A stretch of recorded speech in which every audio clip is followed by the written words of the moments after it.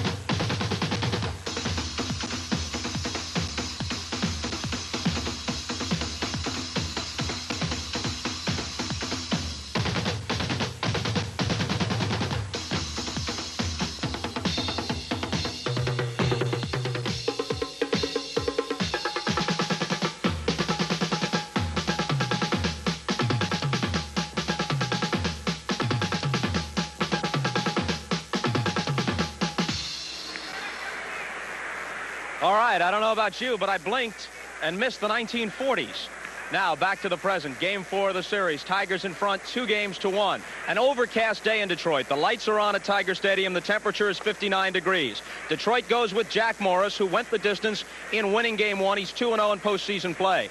Eric Schau pitches for San Diego, regarded as their ace starter, but he was hit hard twice in the playoffs by the Cubs, victimized by the long ball. This is his first World Series start. To see how it became 2-1 in favor of Detroit, let's take a look at the highlights of Game 3. No score, bottom of the second, and San Diego's starting pitching falters again. Chet Lemon aboard with a single, and Tim Lawler is taken deep by Marty Castillo. Castillo had only 4 home runs during the regular season, but like the Padres' Kurt Bevacqua in Game 2, he vaults from the small print and into the headlines with a 2-run homer that gives the Tigers the early lead. Later on, same inning, another run already home. Greg Booker on in relief of Lawler. He walks Larry Herndon with the bases loaded. And now it's 4-0 in favor of Detroit. The Padres have trailed early in every playoff and World Series game this year. We go to the 4th. The Tigers' lead is 5-1. 2 men on for San Diego. Bobby Brown's bouncer is misplayed by Marty Castillo, but he recovers in time to get Kurt Bevacqua, who seems to have an adventure at third base every game. Now it's the 7th. Bill Shearer on in relief of Milt Wilcox. A man aboard as Steve Garvey connects. Larry Herndon tries to backhand it, but can't. It goes as a double, and Tony Gwynn arrives safely at third. He would score from there on a Greg Nettles sacrifice fly to make it 5-2. That brought relief ace Willie Hernandez on. Terry Kennedy connects. Deep center field, about 420 feet away. Chet Lemon makes a terrific catch to save the day for the Tigers. When he first hit it, I just knew I had to get back because it was hit on the line, and I was playing kind of shallow, and I knew it was important that I break, and I think the key was that I looked up in the right time because you tend to not run far enough or you run too far, and I was very fortunate. I looked up at the right time, and it was just to the left of me.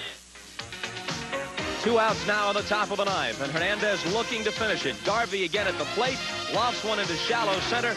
Lemon will come on to put it away and seal the Tiger victory.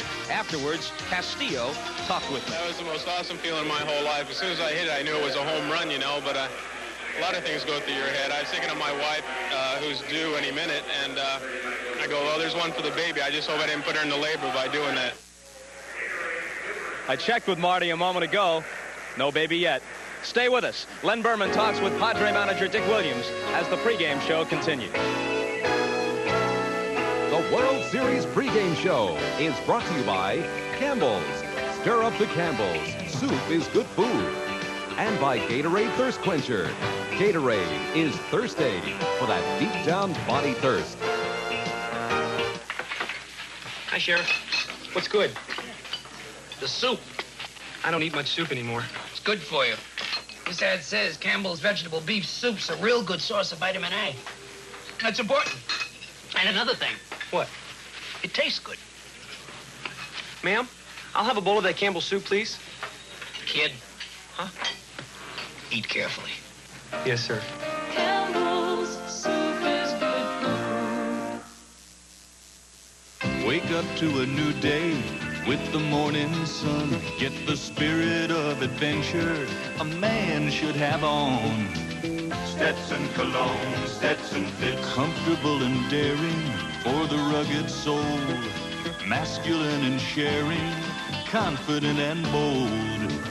Stetson cologne, Stetson fits. 'Cause there's a little bit of Stetson in every man. That's a big step, Tom. I'm still gonna go to college, Dad, but after the Army.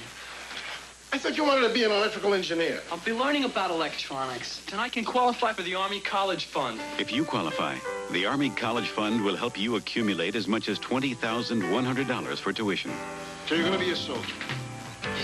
Be all that you can be. And an engineer. You can do it Be a good one. in the Army. Welcome back to Tiger Stadium as we get ready for Game 4 of the World Series. And Dick Williams, no secret that you've had some problems with the starting pitching. Do you contemplate any changes? Are we going to see you with a quick hook today? What will the story be? Well, we're looking for a good game from Eric Shaw. He's had a couple of tough ones in the playoffs, and this will be his first start in the series. He's a very capable pitcher, had 15 wins for us, but I can't hesitate if things go tough. I had two pitchers yesterday that came in from the pen, and Greg Harris gave us a real good lift by saving us, keeping Dravecki back, Lefferts back, Hawkins back, and Gossage back in a game that we were down early and couldn't recover. 11 walks and a hitched batsman and 14 left on base. We were lucky to only lose 5-2. Dick, I think there are people at home saying, my goodness, those middle relievers are so strong. Why don't you start some of them? We were saying that last night. No, our starters have been doing a fine job prior to the playoffs. And this is our first test with all the nation watching just these two ball clubs and our first appearance in the League Championship Series and the World Series. So I think we're maturing through this, and given enough games to play, our starters will be all right. Give me a yes-no answer. Will we ever see the Goose this World Series? Yes, you certainly will. Even if we're getting racked somewhere and it's the final game and it's going to be all over, the Goose will make an appearance. Thank you, Dick Williams. Now for the Detroit pitching story, let's go back over to Bob Costas. All right, Len, a good part of the Tiger pitching story during the regular season was the work of left-handed reliever Willie Hernandez. Successful in 32 out of a possible 33 save opportunities. Fittingly, he was on the hill the night they clinched the American League East against Milwaukee. He also closed out the pennant-winning game against Kansas City, and he was the finisher last night with Steve Garvey flying out to Chet Lemon in the ninth inning as the Tigers claimed a 5-2 victory and a 2-1 lead in the World Series. It almost goes without saying that you can't make it to the World Series these days without an outstanding reliever. The Padres have Gossage, and their middle relievers, Lefferts and Hawkins, were stars in their Game 2 victory. We asked one of the best bullpen men in the business, Kansas City's Dan Quisenberry, to give us an historical view of relief pitching. Early relief pitchers were mostly cleanup guys or potential starters who couldn't crack the club's rotation. Pitching throughout the 20s and early 30s, the Senators' Furpo Marbury is generally regarded as the first true relief specialist. The Yankees' Johnny Murphy was the first relief pitcher to be called a fireman. He led the American League in relief wins 6 times from 1935 through 1943. The 50s saw relief pitching really come into being as we know it, led by the Phillies' Jim Constanti, who won 16 and saved 22 in 1950 as the Whiz Kids took the pennant and Constanti became the first relief pitcher to win the MVP award. In 1952, Brooklyn's Joe Black won 14 and saved 15 as the Dodgers won the National League title. And that was also the year that marked the beginning of Hoyt Wilhelm's Major League career. Hoyt and his knuckler would become the all-time leader in relief appearances with 1,018 games in 21 seasons. In the late 50s and through the 60s, there was Elroy Face and his forkball, and pure heat from the Red Sox, Dick Monster Raddatz. In 1970, Ron Peronowski had 34 saves for the Twins to lead the league. And then came the Iron Man. Mike Marshall never seemed to tire. In 1974, he pitched in 106 games for the Dodgers and became the first relief pitcher to win the Cy Young Award. The second bullpen resident to win the Cy Young was the Yankees' Sparky Lyle, who had 26 saves in 72 appearances as New York won the World Series in 1977. In relief pitching today, I think there are three basic styles: power, finesse, and funk. The knuckleball, as perfected by Hoyt Wilhelm. So funky that it almost kept him out of the big leagues because it was so tough to catch. Give Hoyt a PhD. He's Dr. Funk. Today's funksters include Pirates' Kent Tekulve, the Cardinals' Bruce Sutter, and this other guy who pitches for Kansas City. I think finesse is mixing pitches to different locations. Today's finesse pitchers are Willie Hernandez of the Detroit Tigers and Raleigh Fingers of the Milwaukee Brewers. Then there's the power brokers, a steady diet of fastballs and intimidation. In the early 70s, Chuck Tanner saw the light and moved Terry Forster and Goose Gossage from the White Sox rotation into the bullpen. Today, the heat still comes from the Goose, as well as the Cubs' Lee Smith and Bill Cottle of the Oakland A's. I consider myself a funk pitcher. Hey, I've got to be that way to get major league hitters out. You got to be real funky in the World Series. There's so much extra pressure. Every game's so important. Seems like that bullpen phone over there is ringing all the time for us relievers. There's many ways to handle that extra pressure. Sometimes you need to be a little devious, like Raleigh Fingers was in 1972 against Cincinnati. After discussion with manager Dick Williams, Raleigh Fingers prepares to intentionally walk Johnny Bench. But instead, Raleigh fires a slider for a called third strike. Of course, good or bad, nothing happens to us until we get in the game. Waiting is the toughest thing. Waiting for this phone to ring is what it's all about.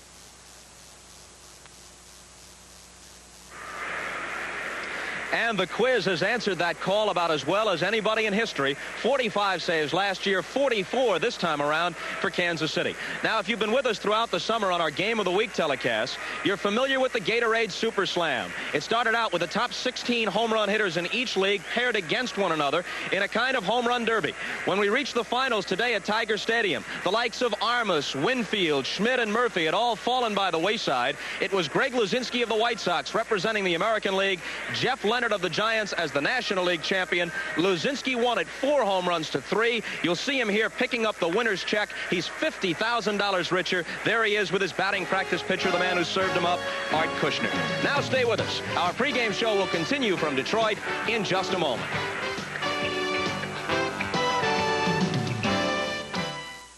Right now, your body's thirsty for more than water. You're working your body till you can't do more. Gatorade is thirsty, so give your body what it's thirsty for.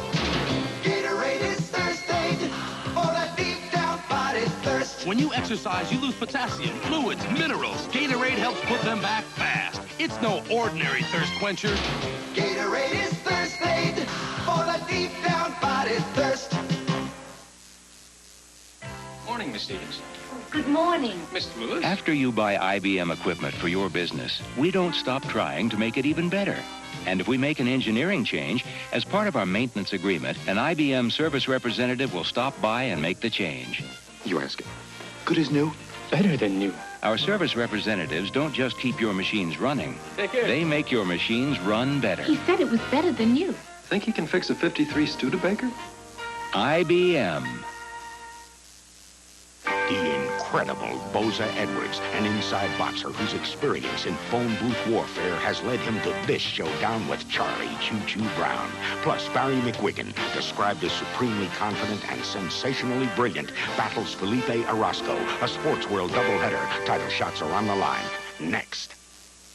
Back now at Tiger Stadium and awaiting the start of Game 4, just another typical baseball fan, NBC News anchorman Tom Brokaw. Well, I had to come out here to Detroit just to check out the political action, of course, and thought as long as I was here, I'd be at Tiger Stadium today. I remember, in fact, 4 years ago during the 1980 Republican Convention, and I jogged from my hotel over to Tiger Stadium just to get a look at the park.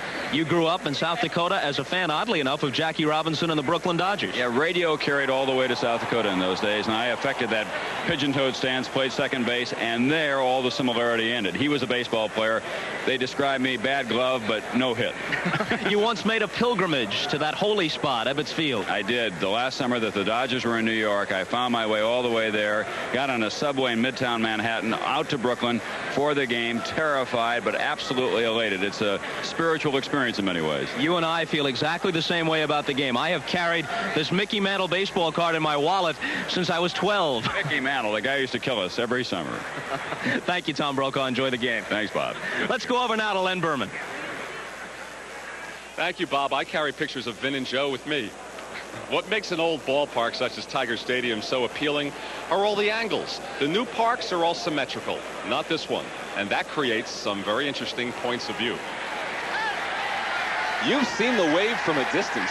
Here's the view from down inside a wave as it washes over you.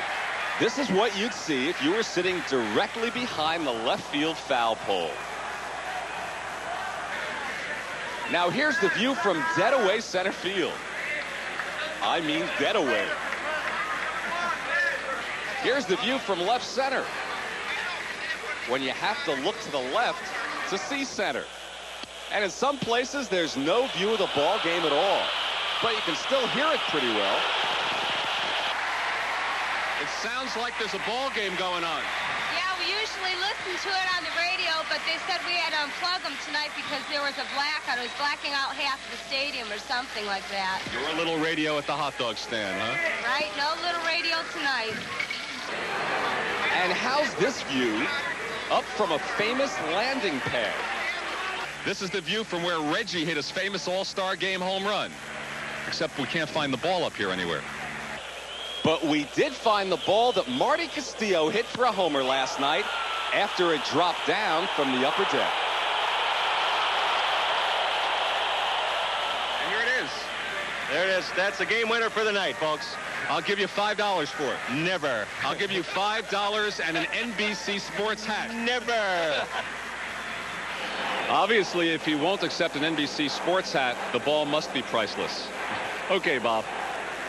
All right, thanks very much, Len. It's a big day of sports on NBC. A boxing doubleheader follows the ball game. But right now, priority number one is just where it should be. The World Series. Game time moments away. Vin and Joe will join us in just a few seconds. So long for now. Tonight on Different Strokes, when Sam gets into hot water, guess who has to bail him out? Every family needs a pain in the neck. Now we've got two. On Different Strokes. Then on Give Me a Break, Nell's birthday has her singing the blues, but she's in for a surprise. It's going to change her tune. This place gives me the creeps. It's so new and shiny. You accept credit cards? Yes, sir. You get cash discounts? Yes, sir. Disgusting. How long for an express loop, Shorty? About 15 minutes, sir. Got anything longer? Did people buy that stuff? Oh, yes, sir. Mobile Super Unleaded gives better performance with its higher octane. Oh, yes, sir. Mobile Super Unleaded. It was so modern and efficient. I'm depressed. New York, how do I love thee? Let me count the ways. I love your home cooking, honey. I just love your silent pictures. I love the way you move. In United's friendly skies, every nonstop to New York is a comfortable wide-body flight. What a great way to Broadway. I love New York. You know why? Because it's open all night. Call United or your travel agent. We love New York. The Miller High Life 500. Today at 3 on Sportscope.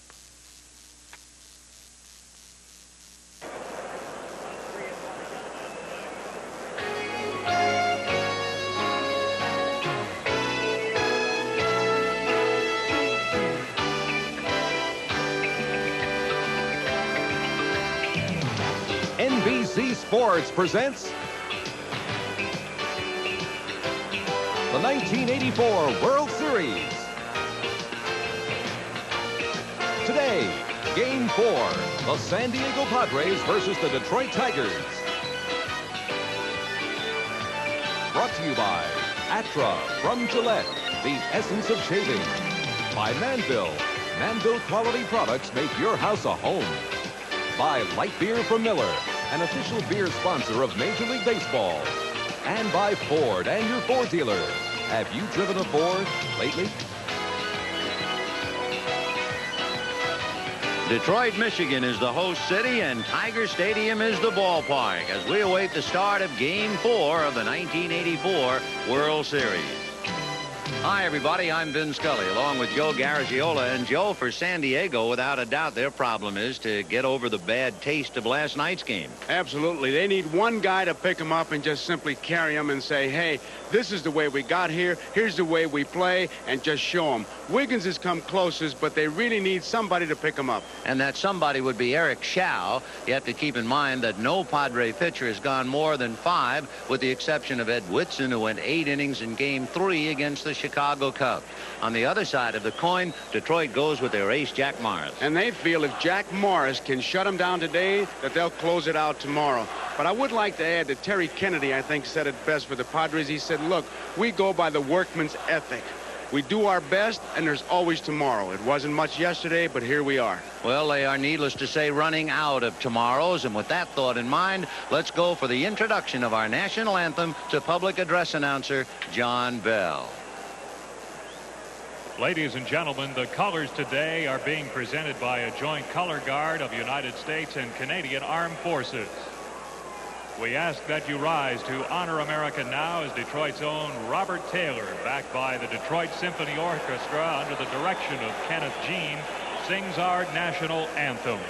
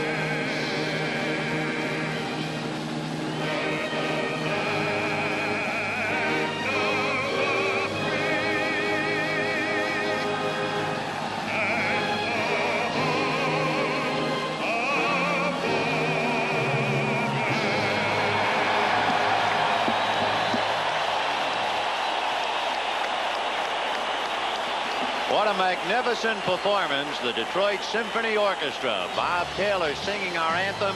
And how about that youngster looking up at the flag in center field that seemed to capture the moment? The optimism of youth. Meanwhile, some rather optimistic Tigers prepare to host Game 4 of the World Series under gray skies, but they're not talking about rain. They are talking about Jack Morris and Eric Schau. We'll get to the lineups after this.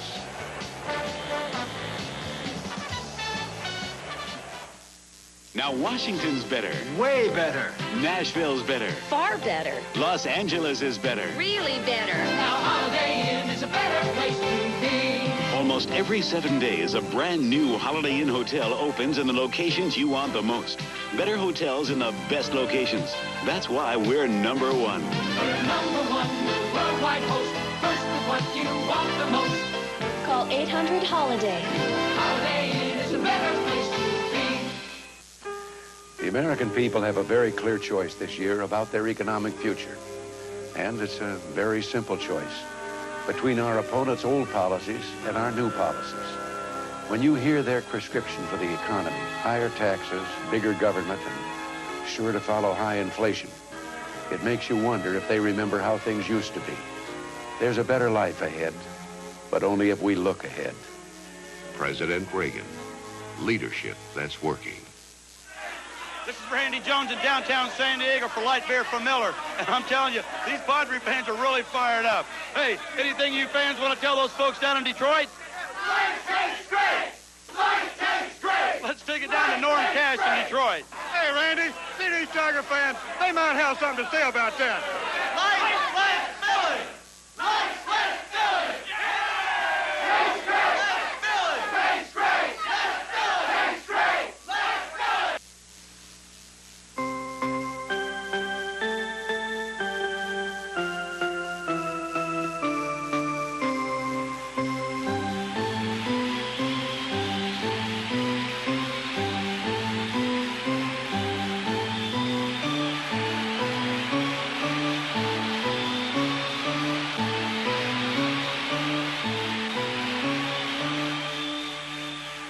Baseball fever. Catch it.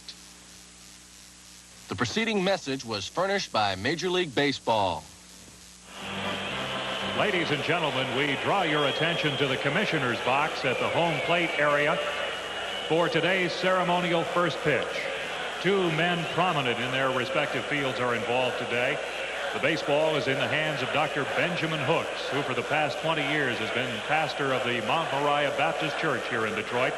Dr. Hooks is here today in his special role as Executive Director of the National Association for the Advancement of Colored People.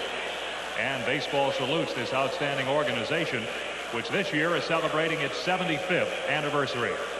The other gentleman, our first ball thrower, needs no introduction in Tiger Stadium or elsewhere in the baseball world.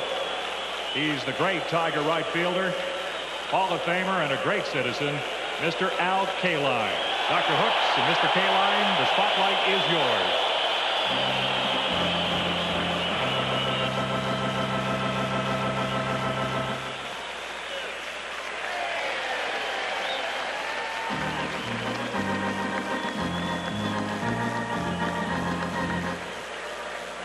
I'm sure they let Al Kaline throw the ball because he'd throw it straight. Dr. Hooks would have to throw a curveball. And let's check the San Diego lineup. Alan Wiggins has spearheaded the attack at second base, followed by Tony Gwynn in right field. Steve Garvey hitting third at first base, and Greg Nettles in the cleanup spot at third. Terry Kennedy going all the way behind the plate, and Kurt Bavacqua the DH. Carmelo Martinez in left field, Gary Templeton at shortstop, and batting ninth, Bobby Brown in center field. On the mound, getting ready to face the Padres, Jack Morris. And we saw him in that first game, and you see him throwing that real good fastball that he has and a hard slider. He'll get that in, especially to the left-hand hitters, and that split finger fastball, which at times can be awesome. And again, if you were with us in that first game, our great new cameras showed you the rotation, the tumbling effect of the split finger fastball. Doesn't have much of a curveball, very rarely throws it, shows it to you. If he keeps within himself, he's going to be tough. For Jack Morris coming back on 3 days rest, you might wonder about how well he did this year going on 3 days rest. 10 times he was sent out there working with 3 under his belt, and he won 7 and lost 2. In fact, his greatest game, his no-hitter against the Chicago White Sox, was on 3 days rest.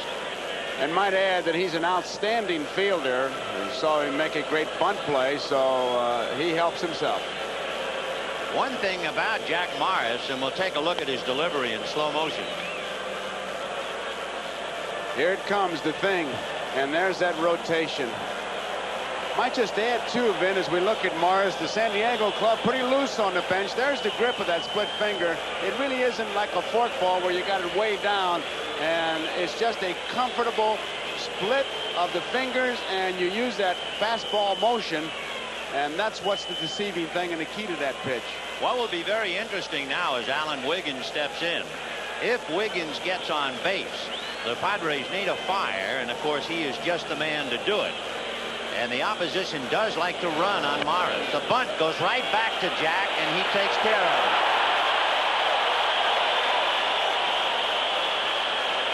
So Wiggins trying to drag, but hit it right back to Morris. Just to finish off the point about the opposition running on Morris, they stole 18 out of 24 against him. One of the 6 caught was on a pitch out. And the big thing they tell me is not so much his slow delivery, but he is such an intense pitcher, concentrating on the hitter, that the base runner has a chance. Here's Gwynn. And Tony stole a base against him in game 1. Got a chance, but keep in mind in that game that he pitched, he's not afraid to double pitch out, which is a rarity. It did not upset him when it didn't happen. A hopper foul outside of first and down the line. 0-2 to Tony Gwynn. For any of the young fellows who think you have to have a heavy bat to be a good hitter, I'm talking about youngsters especially, Tony Gwynn's bat is 31 ounces, 32 inches. And I would think that's as small and certainly the lightest bat swung in the National League that I know of. The only lighter bat I ever heard of was Whitey Lockman, had a 29 ounce. It must have been made out of balsa wood. Make model airplanes out of it. Right. 0-2. Gwynn in leading the National League, hitting .351. Piled up 213 base hits with that light bat. It's more like a baton, and he knows how to handle it. Steve Garvey on deck. 58 degrees at game time, overcast in Detroit. Little roller to the right side to Whitaker.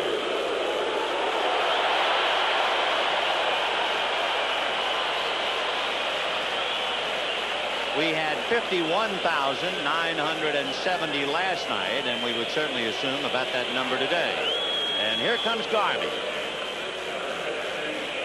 With Jack Morris pitching, Lance Parrish, as we look at the defense, Lance Parrish will give you a pretty good idea what he's throwing by his location. If he's inside, for example, on Garvey, you can look for the fastball.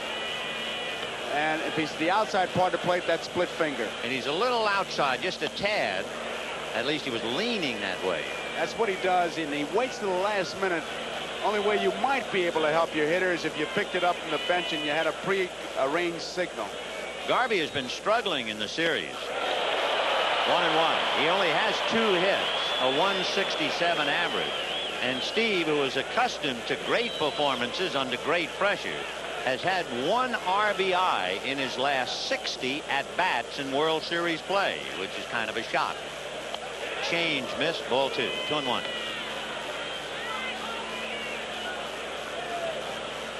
Garvey in his career in postseason is accustomed to doing much better. 344 average and 400 in all-star games. But he's struggling, at least going into this game. 2 down, bases empty, first inning, just the start of the ball game. So pull up a chair and spend Saturday with us. Chopper over the mound. Whitaker backhands at the bag. Gets him. So a very easy first inning for Jack Morris. 3 infield plays, and at the end of half an inning, Padres nothing. Tigers coming up. What Ford has done is so big, I only have time to tell you about one small part. The bumpers. Ford bumpers aren't just tough. They are 4 times as strong as the law demands, and they are on every car we make. That's something GM, Chrysler, even Mercedes can't say. Better bumpers aren't the only things Ford has developed, but they are the ones I know about. Aren't you glad you bumped into me? Quality Ford. Quality is job one. The essence of hitting. George Brett. Some guys say it's the rhythm, reading the pitch. For me, it's a feeling that says I'm going downtown. The essence of shaving. This is Atra by Gillette. It pivots so the twin blades stay on your beard longer. But what Atra is all about is the feeling that says you just got Gillette's best shave. Gillette, the essence of shaving. I'm holding an Epson printer, the single largest selling brand of computer printers in the United States today. We're talking state-of-the-art. But are we talking fragile? It's made by Epson. Sensitive? A printer that can't take the grind? This is an Epson. Why do you think so many people are buying an Epson to go with their Apples and IBMs? Tell them.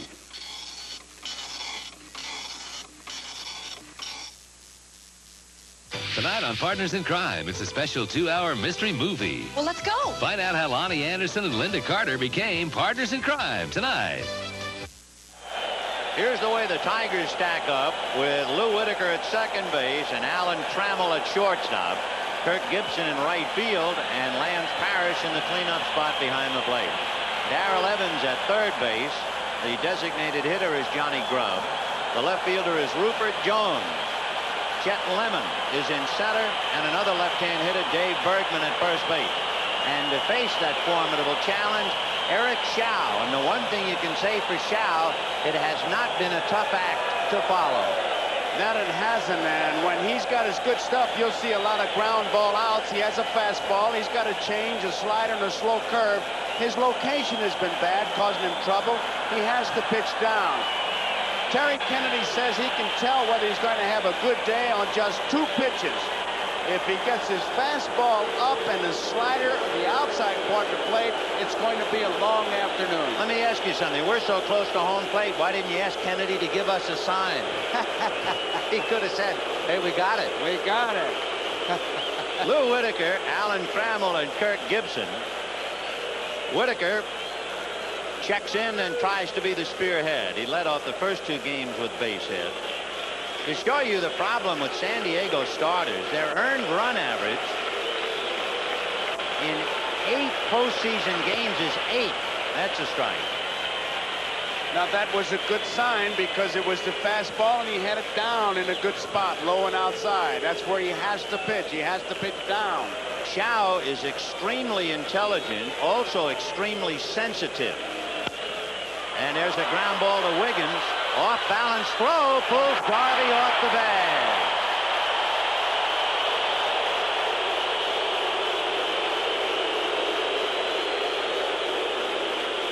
Wiggins had a difficult play because he was running away from the bag he had to throw to. Now you'll see it all the way.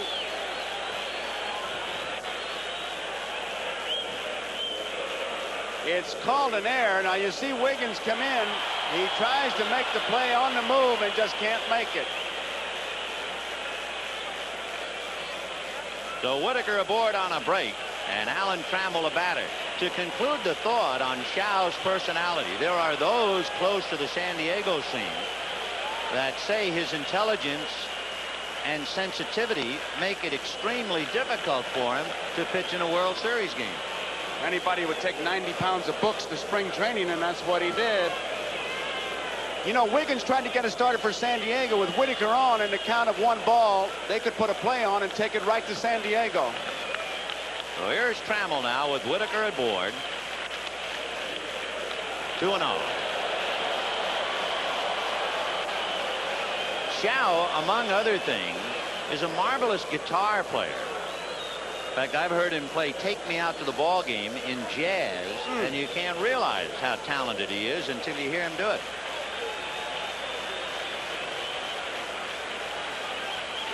Might be looking for a hit-and-run play because Whitaker is a little bit more than a break-even base stealer, that's all. Last thing that Kennedy does is the location. They're looking for a fastball to the outside part of the plate. 2-0. Oh, I got to tell you, last night's hero was Marty Castillo. Yep. He was a little late coming into the Tiger clubhouse. Roger Craig said he must have been on Good Morning Tijuana. 2-0 to Alan Trammell. A lot of fans listening there. High drive into deep left field. Back goes Martinez, away back. It's gone.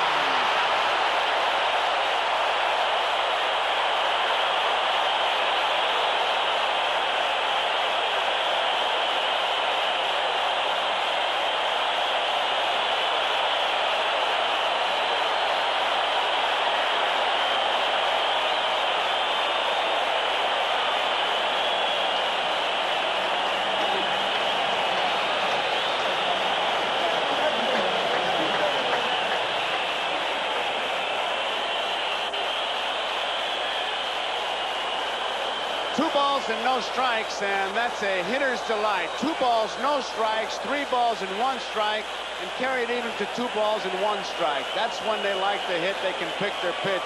Trammell did, and it's a quick 2-0 lead. Here is Kirk Gibson. Ball 1. The kid from San Diego, Alan Trammell, is 7 for 13 with 4 RBIs in the World Series. And again, the Tigers take a bite out of you in the first inning. A drive to center. Brown going back. That's the first out.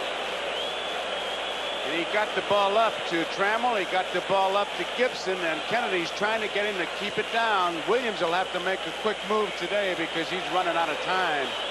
5 of the 6 postseason games, the Tigers scored in the first inning. The time they missed, they scored in the second inning. They come to work early, don't Whoa, and hungry. And here's Lance Parrish. And for Detroit, over that stretch, they have led in every game.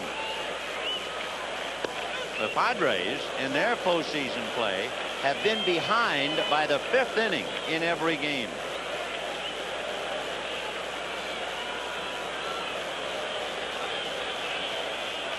Slow breaking ball for a strike.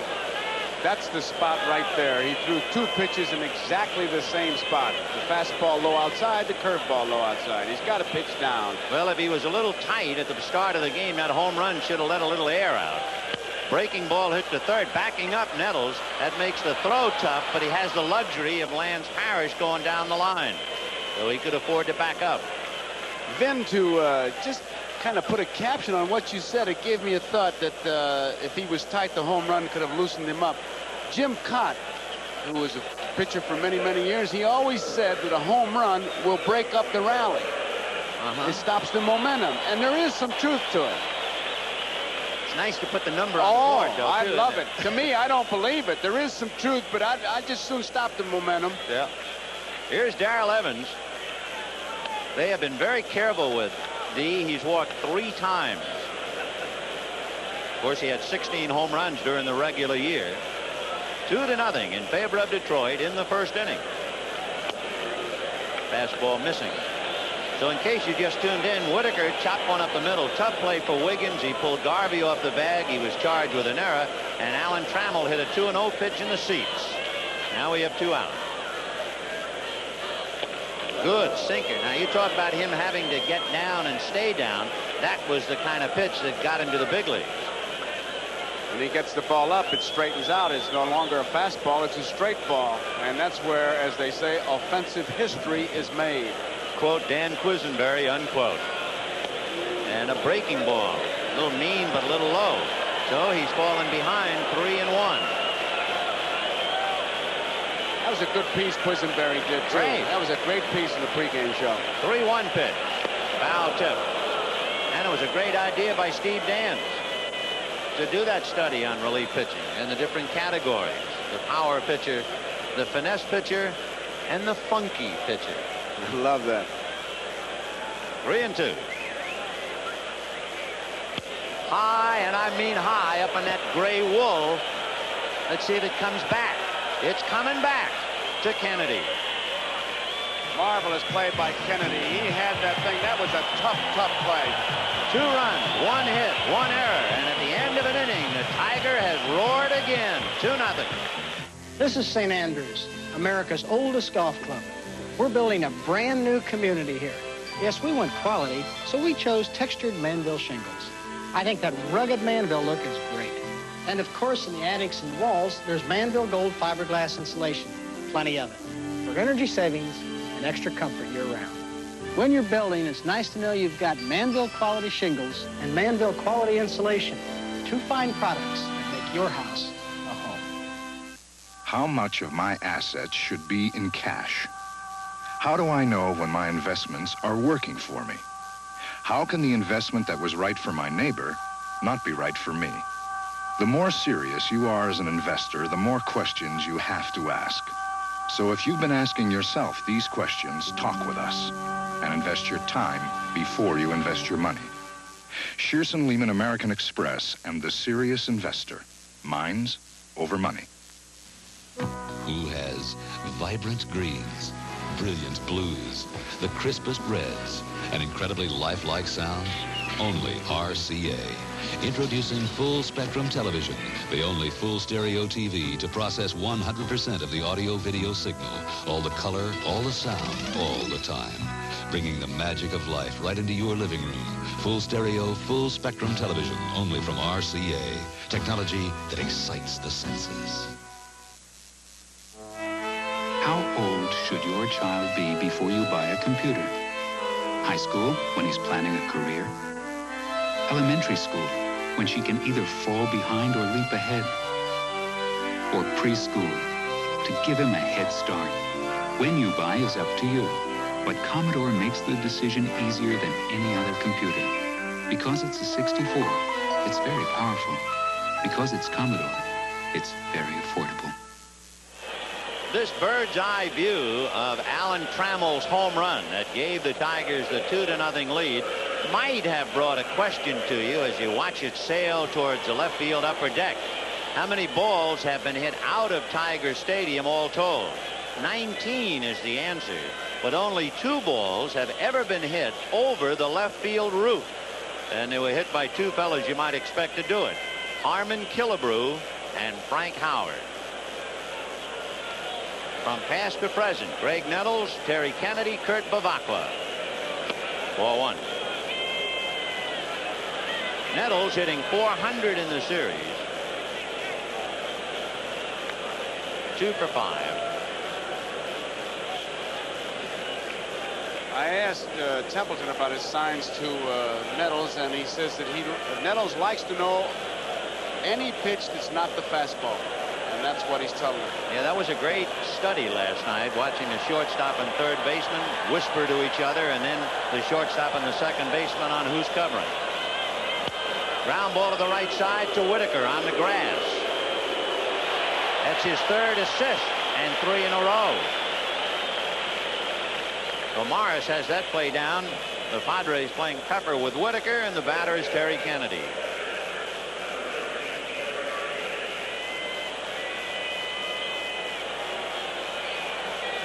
Kennedy is 3 for 11 with a couple of RBIs. That translates to a .273 average in the series. And it was Terry who unloaded last night. And we saw that great catch by Chet Lemon. Right. Morris with his change. Jack stands in Sparky Anderson history book. He's all alone. Tell you why. 0-1 to count to Kennedy. A drive to right field, and Gibson just turns and watches it go upstairs. So Kennedy and the Padres, as they have done throughout the series, they come back. Morris had allowed 20 home runs this year, and 14 of them here at Tiger Stadium. And it is 2-1 Detroit. It looked like a low breaking ball that Kennedy was able to hit in the upper deck. And look at that bench. They need somebody to pick him up. So Kennedy, who had a key double and 2 RBIs in San Diego, hits one upstairs to wake up his teammates. Take another look. Here's a look at it. He gets it. Good follow through.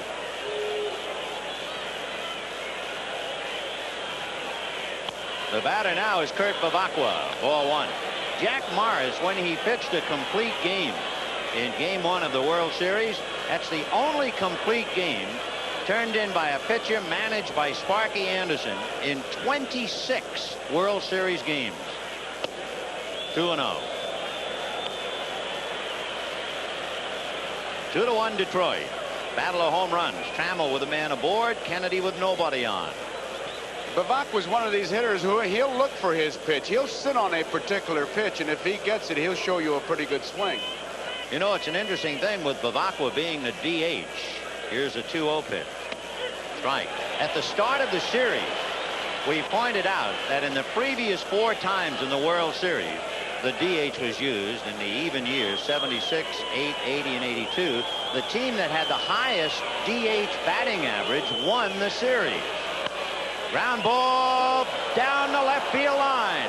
will conclude the thought as Bavacqua concludes his at-bat with a double, and he's the tying run.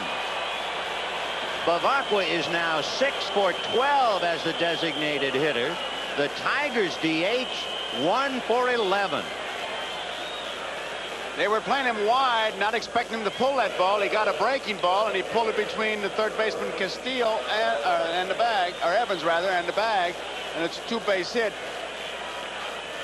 Darrell doesn't have much of a chance to get it. Martinez, the hitter, Deacon Jones spent a lot of time with him. They want him to get a little closer to the plate and just play hard pepper with the pitcher is the instructions that he got. Just try to hit the ball back through the middle. Well, he'll be hitting against the best defensive pitcher on the Tigers staff if he does. So let's see. And he bunts in the air, foul out of play on the count 0-1. He's looking down at Ozzie Virgil. And for Ozzie Virgil, memories have to come tumbling back when he comes to Tiger Stadium. In 1958, Ozzie Virgil made his big league debut here in the ballpark and went 5 for 5.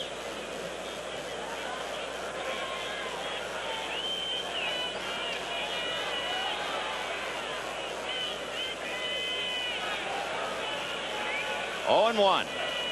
Busted bat and a foul ball. That may be the most aggressive swing that the youngsters had.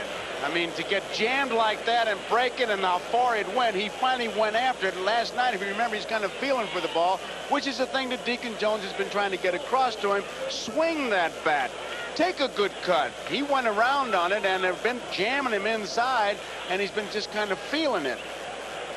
Well, he got a new piece of wood. Anything will help him. He's been struggling. 1 for 11, and he has struck out 6 times in the World Series. There it is for all the world to see. So he's hungry. 0-2 to Carmelo.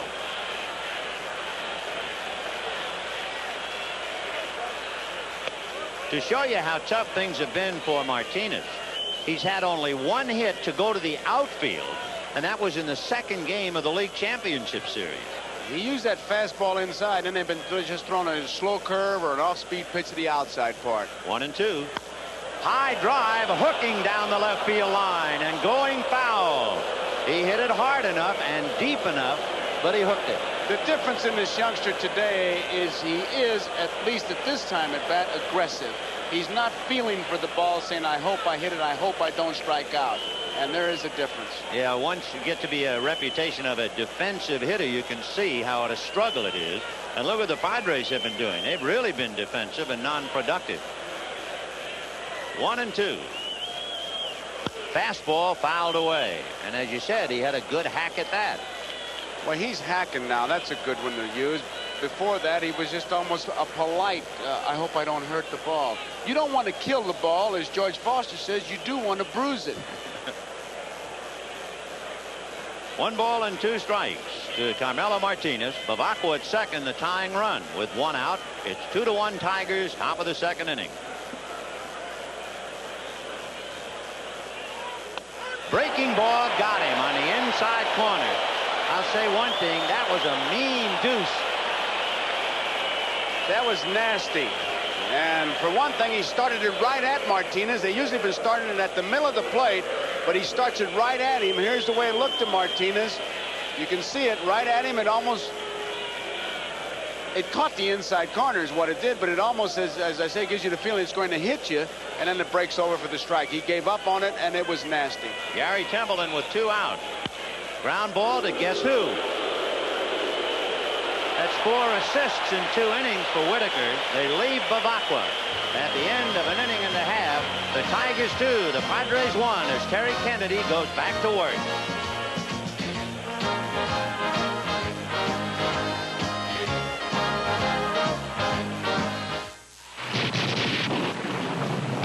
I think I found some candles. I got some matches. What's that? Here's to good friends. Power company. How about a little blackout party? You're crazy. Not entirely. The beer we'll pour must say something more somehow. We didn't even finish the Lowenbrow. That's better. Let it be Lowenbrow.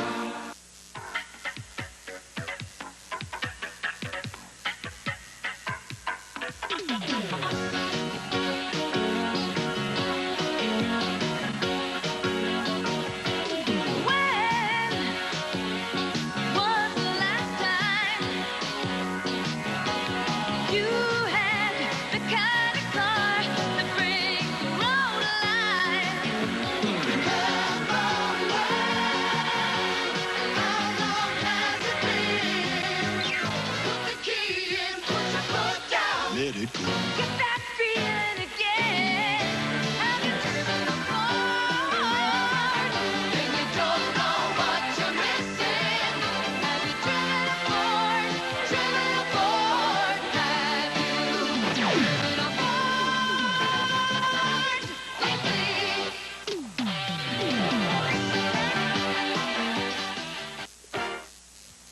Tonight on Different Strokes, when Sam gets into hot water, guess who has to bail him out? Every family needs a pain in the neck. Now we've got two. On Different Strokes.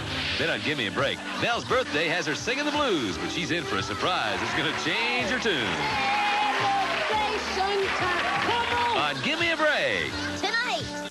Just a reminder, after this scrap, we'll have a boxing doubleheader with Cornelius Boza Edwards and Charlie Choo Choo Brown. And before a packed house of his fans in Belfast, Ireland, it'll be Irishman Barry McGuigan fights Felipe Orozco. So that's NBC Sports World after the dust is settled here in Tiger Stadium. 2-1 in favor of Detroit. And Johnny Grubb, Rupert Jones, and Chet Lemon. Grubb, an all-star for the Padres 10 years ago.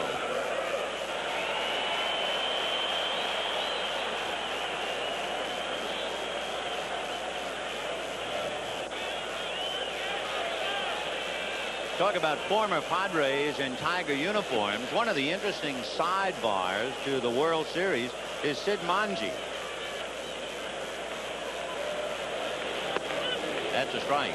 Sid Manji can get checks from both teams. He started the year with San Diego.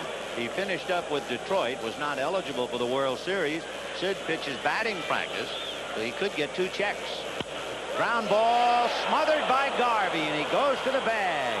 Fine play by Steve to take an extra base hit away from Johnny Grubb.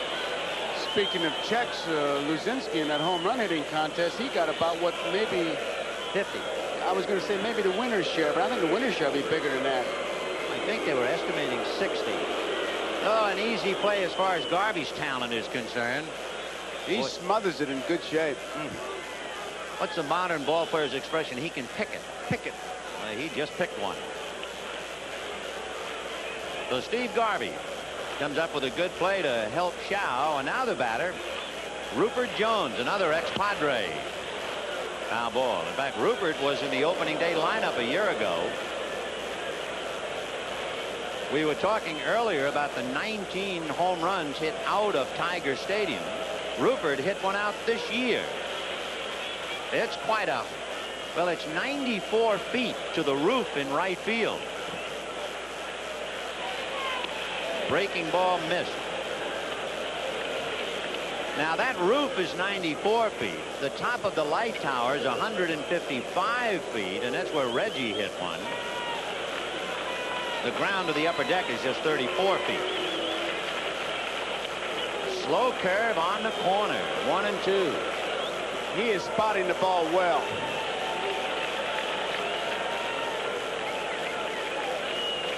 As we talk about Rupert's prowess, we can also mention Reggie Jackson hit one on the roof this year. 1-2.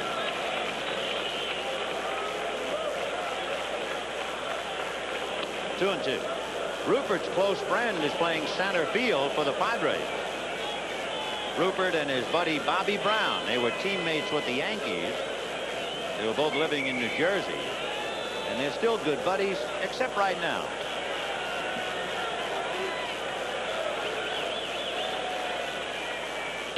Hard breaking ball. Swing, says Harvey. So Rupert Jones goes back to the bench on a check swing, 3rd strike.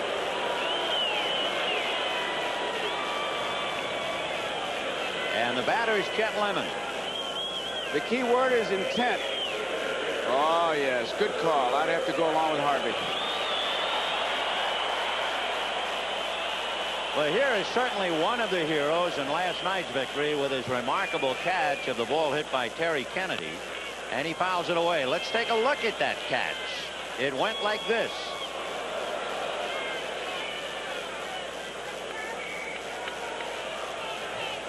He was really playing shallow, broke to his right, realized he broke wrong, and he made a great catch. He made an interesting comment, one to really file away. Remember how you were talking about feeling for the ball? Mm-hmm. The reason he was playing shallow on Kennedy was Terry had 2 strikes on him.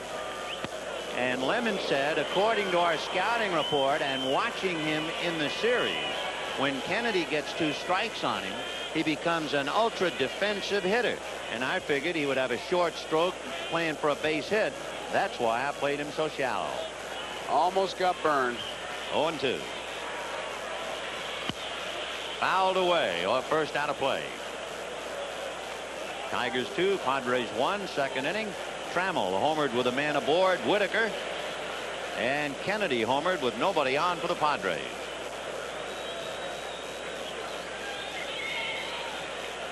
Oh, 0-2. They're going to look at first, but no swing. Runge flashing palms down. That's the way he has to pitch. With 2 strikes, the previous pitch, he got the ball up, and you could see Kennedy constantly riding on Shaw to keep the ball down. That breaking ball, curve ball, get it down, get it in the dirt. You have to show him the pitch, if nothing else. Shaw has now worked an inning and 2/3. There's a reason for bringing that up. By working an inning and 2/3, you take all of the San Diego starting pitchers in the World Series, put their work together, and they have now turned in a total of 9 innings.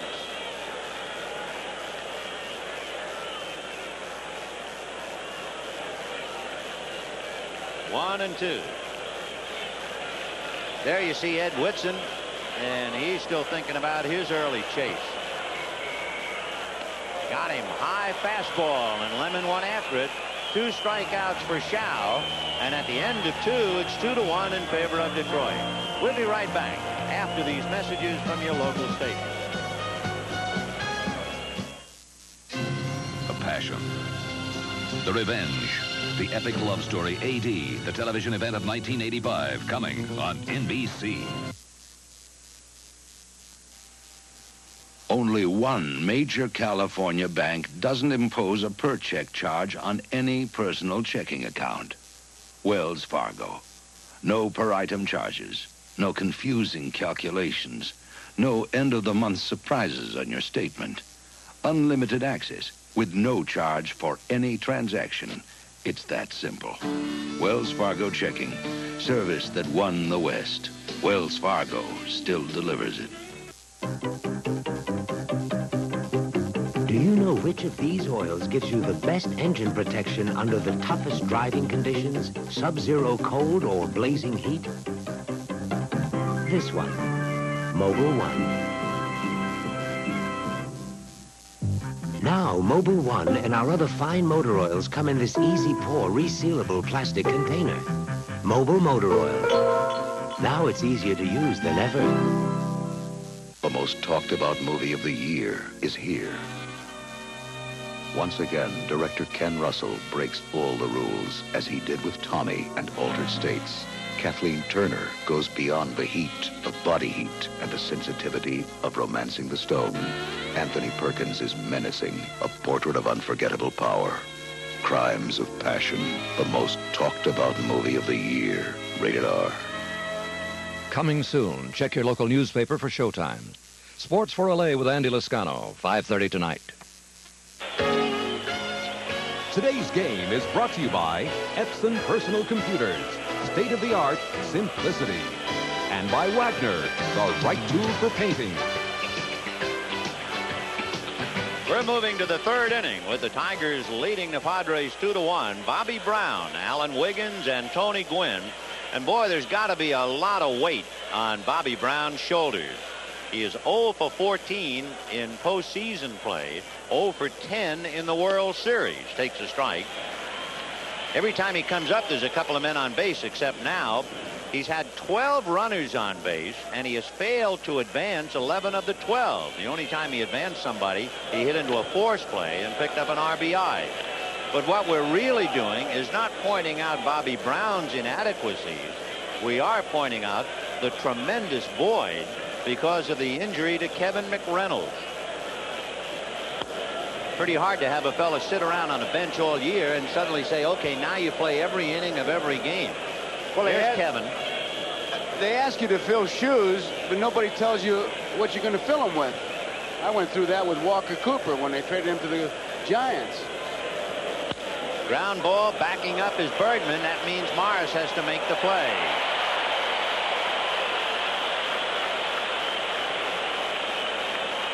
So one away, and Alan Wiggins coming up.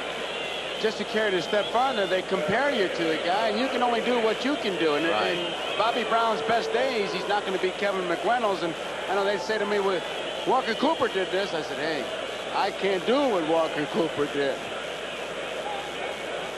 Here's a kid who can do well, particularly as those numbers showed you, right-handed, but he's going the other way against Mars. And Darrell Evans is not in the way Marty Castillo was playing in. Strike. Evans laying back. You remember Wiggins burned them with a double inside third leading off last night. And suddenly Sparky has changed his defensive alignment ever so slightly. Good pitch. 0-2. The outfield is around the left and very shallow, as you can see. They like to pitch to him much like they pitch to Mickey Rivers. Play towards left, shallow, fastball over, just overpower him. 0-2. 4-1. In the 76 series, that's when Anderson choked off Mickey Rivers by having a third baseman staring down his throat. They've tried it with Wiggins. But this time Evans stays on the dirt. 1-2. Popped in the air, foul. Darrell Evans across the line near the top roller. He's got it.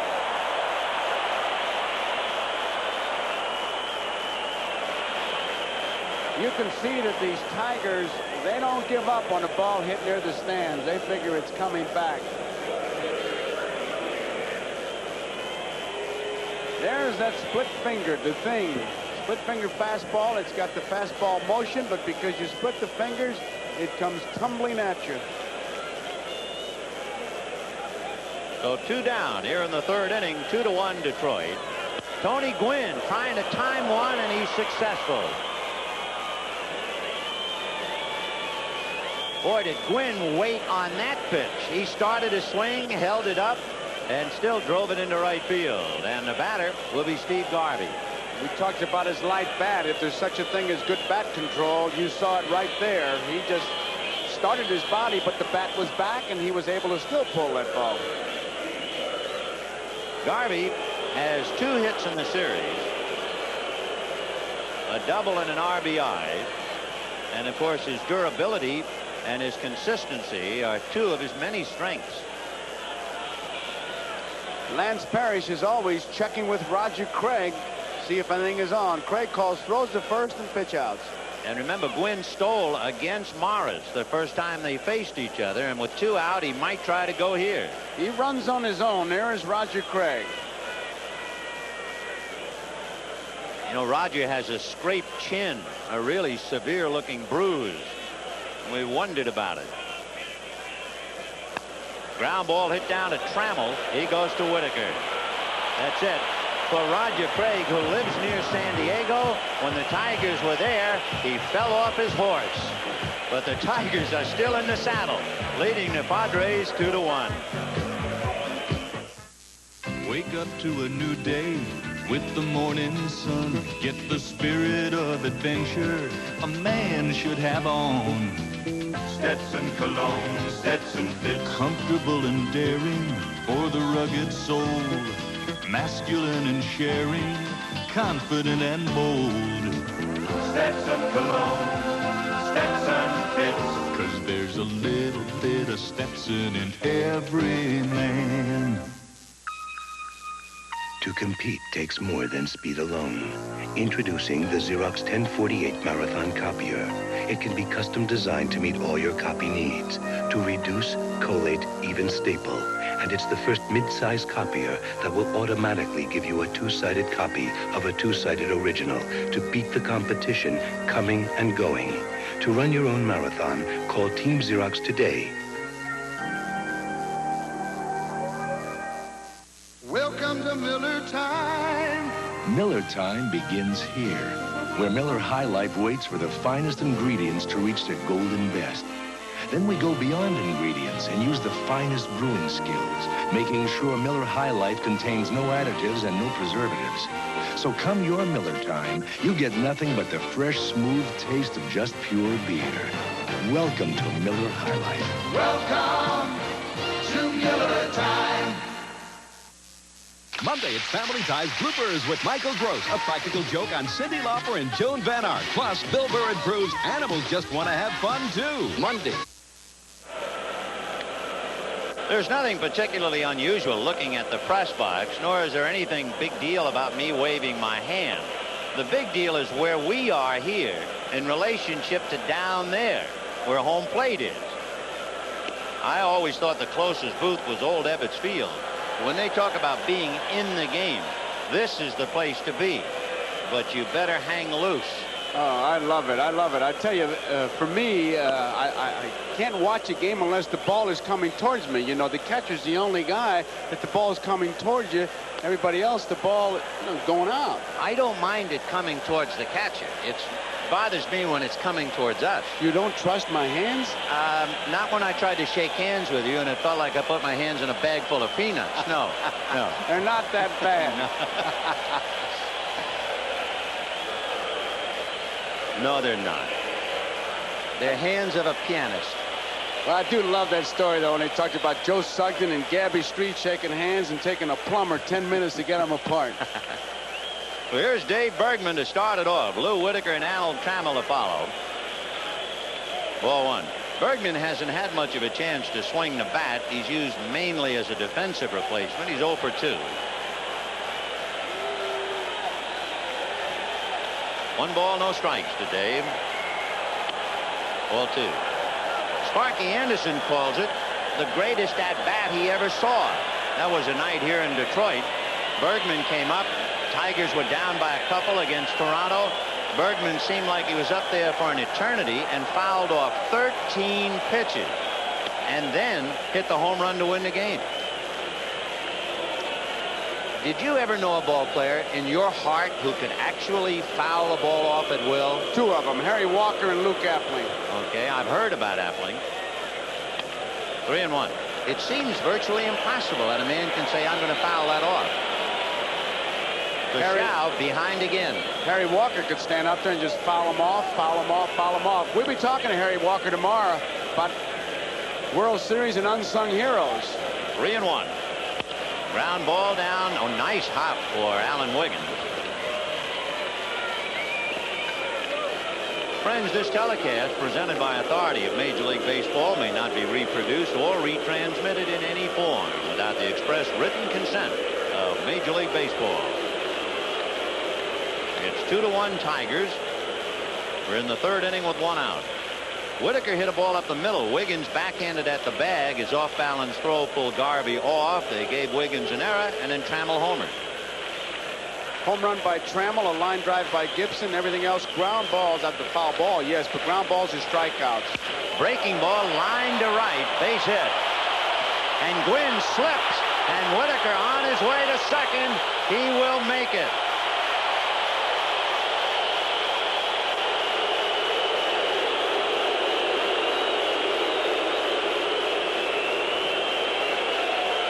One and one, base hit and an error. Gwynn slips and it loses the double play as Whitaker goes into second base. It doesn't appear wet, but there's proof that it is. And by the time Tony recovers, Whitaker is into second base. So that is the second San Diego error. And the batter Trammell, and of course Allen hit one out.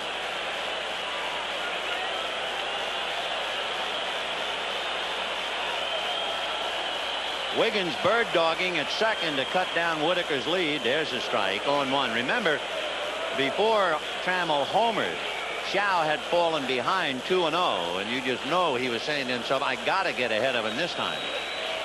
Allen's having a big series. 7 for 13, a home run, 4 RBIs. Short hop by Kennedy. They got to try to cut Whitaker's lead at second base to help the outfielders, because any ball that gets there, they're taking off. They're running. The Padres do not have a good throwing outfield, do they? No, they don't. 1-1. The first wave of the day breaks upon the shore. Breaking ball hit to deep left field. Back goes Martinez. Goodbye.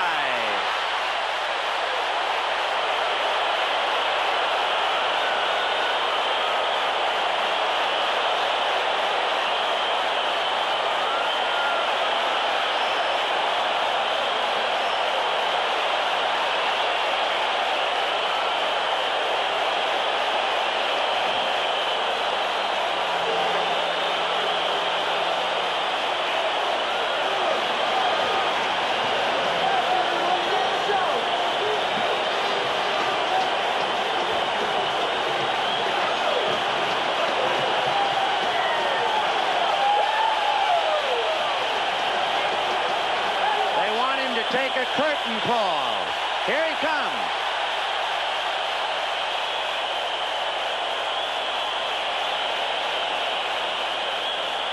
Boy, has the little San Diego Padre fan grown up. Up the middle, base hit.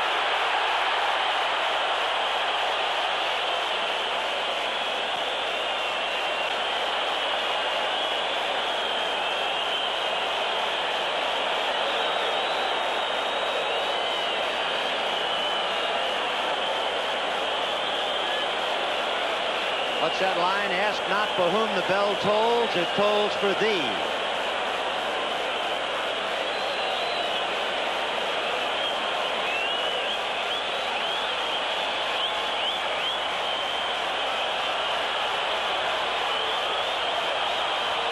Here's Lance Parrish. A bad pitch out. Boy, he's rattled. Well, he was having his head down after the second home run. You can certainly appreciate his feelings, but he's got to worry about this hitter because Gibson can run at any time. 1-1. I don't know whether if it's a case of locking the barn door or not. Dave Dravecky gets up now, but it is 4-1 Tigers. Gibson at first. And of course, the one thing that Dick Williams cannot defense against has happened. 2 home runs, each with a man aboard, and both by Trammell. Dick Williams read in the paper that Sparky Anderson, psyching his team, said, "We're going back to San Diego." And Dick Williams said, "I know we're going back. I don't know if the Tigers are going with us."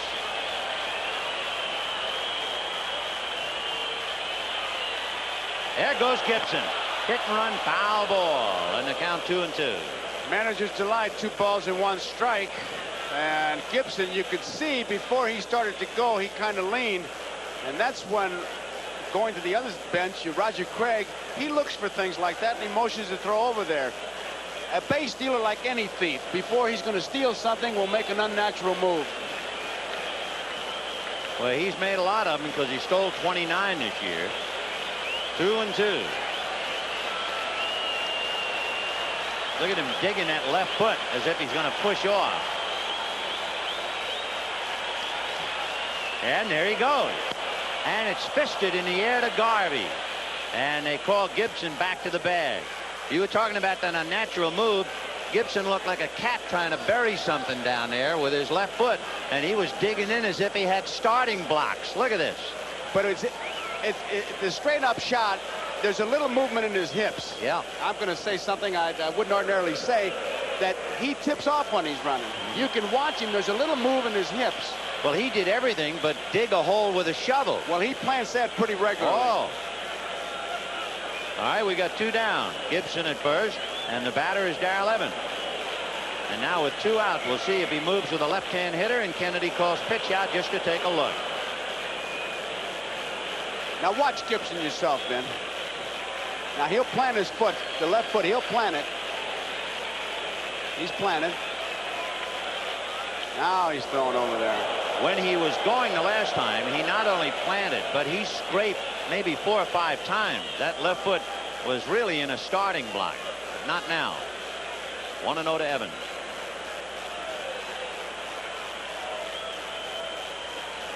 Once. He's digging in, but watch his hips. Watch his hips.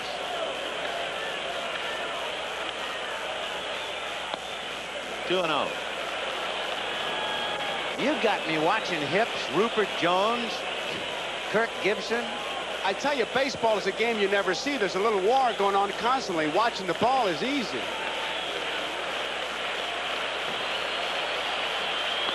Strike. 2 and 1. Okay, 2 outs. This is the pitcher's delight.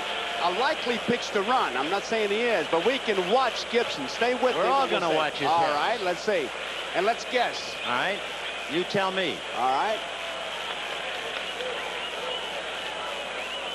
Stay going. No. He broke. He broke. He broke. I guarantee he was gone. He broke. Watch it. Give me a replay if we got it. Watch him break. Watch him break. See the move? Yeah, what was that? He wasn't taking the lead. All right. Oh, 3 and 1. He's going to go. That's dirty pool. There he goes. The throw down to Templeton. He's in there. He wanted to go. You can bet me. Take another look.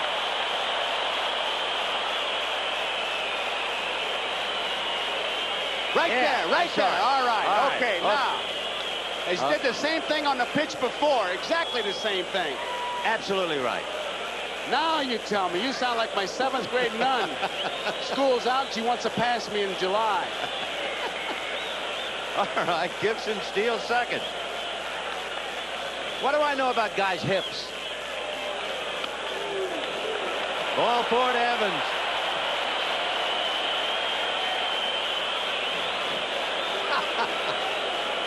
And Dick Williams is not worrying about hips. That's all for Eric Schau. And Dave Drevecki will be coming in.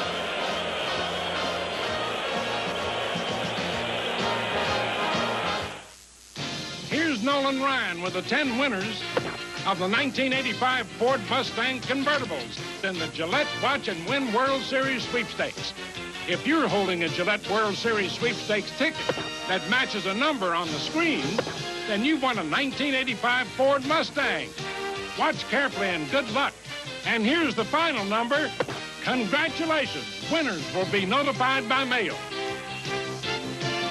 Remember to look for the World Series display at your local store and save up to $10 on these Gillette products. But time is running out, so act fast and start cashing in on World Series savings from Gillette. Gillette Foamy Gel. The gel that gives you more. More lubricants. Better beard setup. More lubricants. For closeness and comfort, get Gillette Foamy Gel. The gel that gives you more. Over the years, a lot of small businesses have developed their own systems of communicating. Yes, Eric, talk to But now there's a better way. Meet the Merlin system from AT&T. Merlin's a telephone, an intercom, a conference caller, and has dozens of features you can select. Henderson. So Merlin can grow as your small business grows. Call about Merlin. AT&T Information Systems, when you've got to be right. MasterCard, fill my flat. MasterCard International. So worldly, so welcome. Your taste is impeccable. MasterCard. Home is where the card is.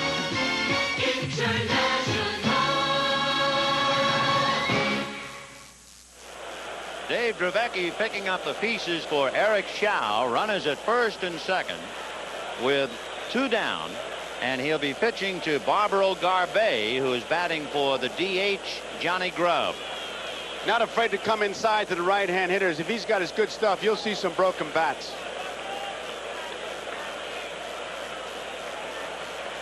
Ball 1, 1-0. looking at the runners. Evans at first, Gibson at second. So the front man is the fast runner. Busted bat. There you have it, Joe. Ground ball at third, force play at second, and that's it. What do you call that one? That's busted bat number 1. However, hips and busted bats, I'm an expert. Me too. And at the end of 3, 4-1 Detroit. This is Apple's Macintosh. And this is some of the software that's being developed for Macintosh at the rate of 1 new program every business day. Exactly how much software is that? We'll give you a hint.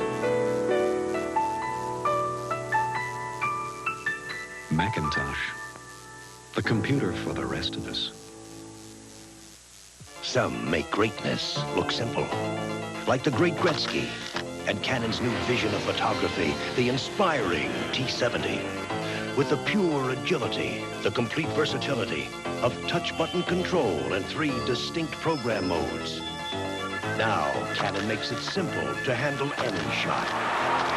The inspiring new Canon T70. It makes the great shot simple.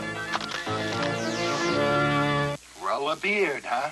Not under my roof. But, Dad, this electric razor is rough on my face. Try Electric Shave. It sets up your beard so whiskers stand up and your razor glides. Electric Shave! Does for an electric razor what lather does for a blade.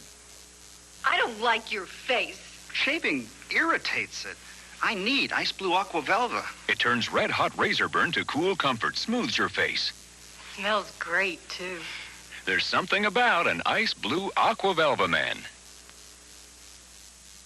Who has taken complete control and placed it at your fingertips? RCA, with an amazing VCR that asks you what you want to record and when, in simple language, right on the screen of your TV. So, what you select on screen with this advanced remote control, you'll get on videotape. The world's first remote programmable VCR, only from RCA, technology that excites the senses. Alan Trammell is the 26th player to hit 2 home runs in a World Series game. And look at the illustrious names who have hit 3. Twice Babe Ruth, the other Reggie Jackson, all with the Yankees. And, of course, it's early. Trammell has a couple of at-bats left. How do you think his hero, Ed Spezio, is feeling right now? Must be thrilled. Gotta be. Last year, Eddie Murray hit 2 home runs in a game. Greg Nettles, Terry Kennedy, Kurt Bavacqua, and boy, what a mountain to climb now. Jack Morris sitting atop the peak, leading 4-1.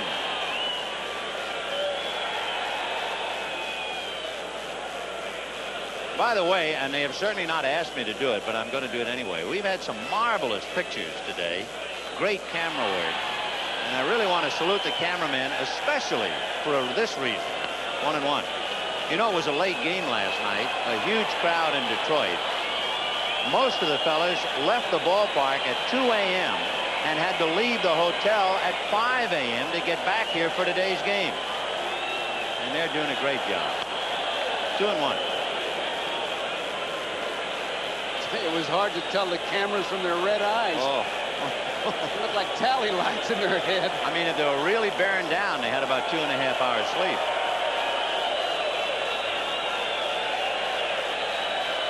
Four to 1 Detroit. Or should we say 4-1 Trammell? Morris is annoyed to fall behind to the leadoff batter, leading by 3. You see that? They're not You tired. don't think he's fighting it? Love to sneak 40 winks, and I don't blame him. Shouldn't do it during the game. High pop fly. It will be Whitaker.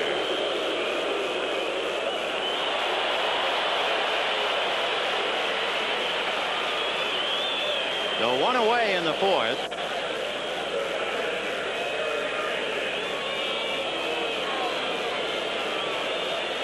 Here's the pitch that Nettles saw. The thing.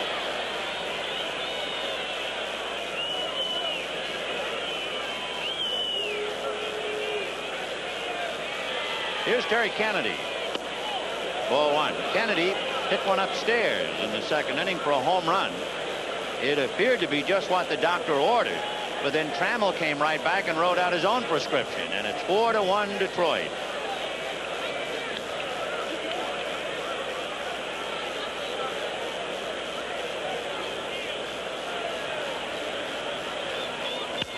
High fly ball into shallow left, and Rupert is there.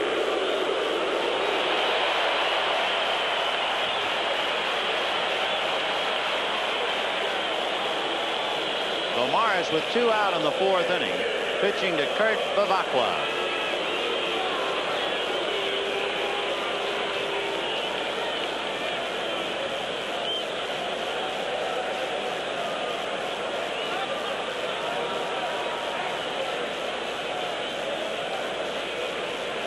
Four runs, 4 hits for Detroit. The 2 big slings by Trammell. Padres 1 run, 3 hits, the home run by Kennedy.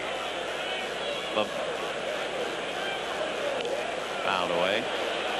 Bavacqua in the 2nd inning gave his teammates a big lift. He followed Kennedy's home run with a double that put the tying run at second base, but Martinez struck out and Templeton grounded out. Bavacqua's had a tremendous series. He is 6 for 12 with a home run and 3 RBIs. And a couple balls he's hit right on the nose, right at him. And he lined out to Whitaker last night. 1-1 to Kurt. So Dick Williams was absolutely right when he batted the right hand of Bavacqua throughout the series instead of alternating with Champ Summers. Ball 2.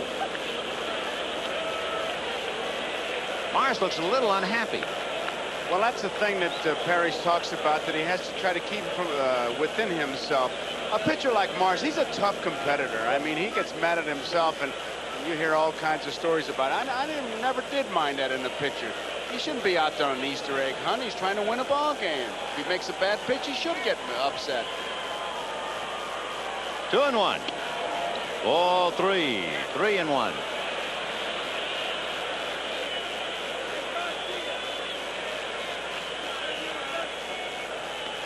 He went 3-1 to Nettles, remember. He was annoyed at himself, but Nettles got the go-ahead and popped it up. Now he is 3-1 to Bavacqua. 2 out, 4th inning.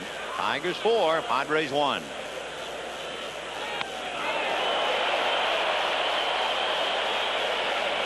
He talks to himself, and he gives himself pep talks, and I mean, you can see his lips moving. I can't read him. You can. Not with that mustache. Oh, you're not a mustache lip reader, no. I see. I'm now a hip watcher. 3-2. Nice going. Yeah.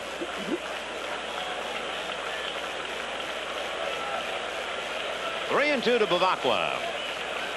Fouled, and coming over for it is Bergman. That's it for San Diego. It's 4-1 Tigers at the end of 3.5 innings. Let's take another great moment in World Series history. During the 1920s, Babe Ruth twice hit 3 home runs in a single series game. Then in 1977, Reggie Jackson took his place alongside the Bambino. His 3 blasts in Game 6 against the Dodgers helped the Yankees to an 8-4 series clinching win as Mr. October lit up the Yankee Stadium sky.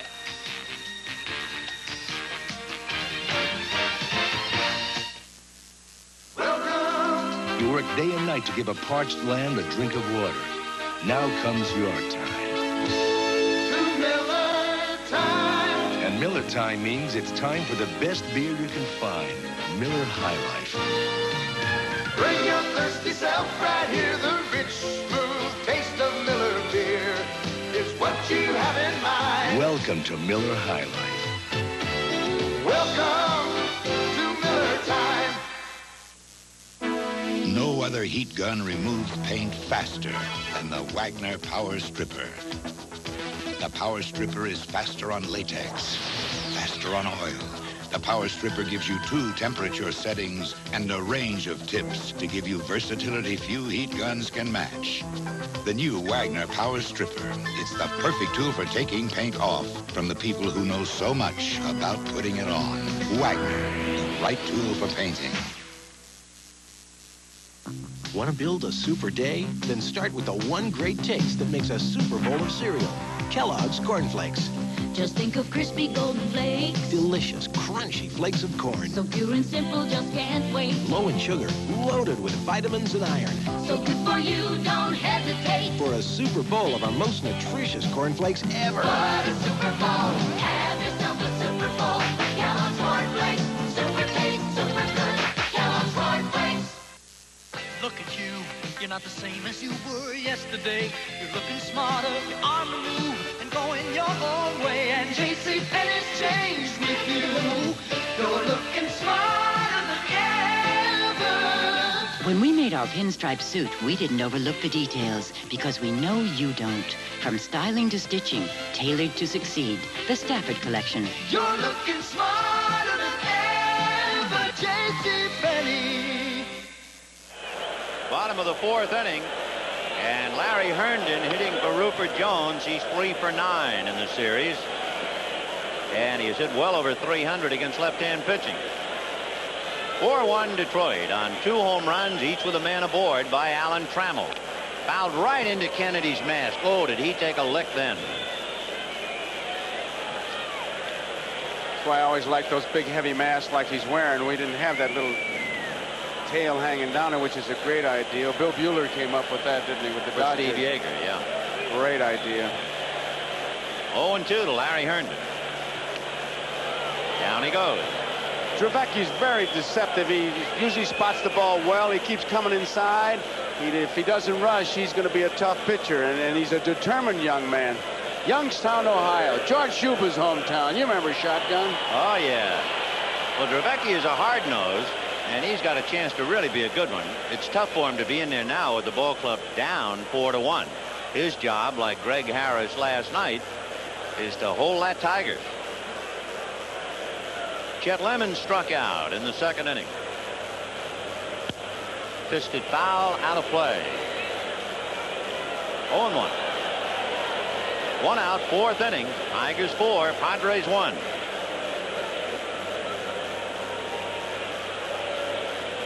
You know, with Eric Shao being chased so early, and that has been the pattern for all the San Diego pitchers, you might wonder if there's ever been a World Series like this. In 1947, the Brooklyn Dodgers against the New York Yankees, the longest stint by any starter was 4 2/3 innings by Rex Barney. And believe it or not, the Dodgers carried the Yankees 7 games. That was the series that featured Bill Bevins, close no-hitter, Cookie Lavagetto breaking it up. And Kennedy got that on the right arm. And before the game, he had so much hot stuff on him that Templeton even said, who's got that stuff on? It's some kind of balm that they put. And Kennedy said, I have. And they even moved because the odor coming from it, and it was so hot, and it was his shoulder and his elbow they were working on. In fact, Terry said it took the trainer 45 minutes to get my arm ready. Well, that hit him somewhere just around the shoulder and bicep where they meet. 3-2.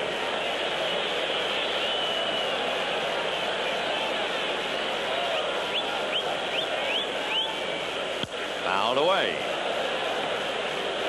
Take another look at the trials and tribulations of Terry Kennedy. There you see him grab it right about at the shoulder. Nothing you can do. You can't practice ducking him. 3-2. And he won.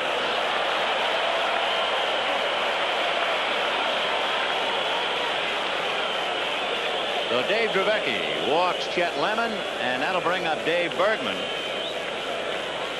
Bergman in the game along with Darrell Evans, and since they're leading by 3, there's no reason to take him out. Boy, he's a slick bill with that glove. Lemon takes a good lead, but Trevecchi's staring at him, and he goes anyway. The curve is chased. The throw is offline.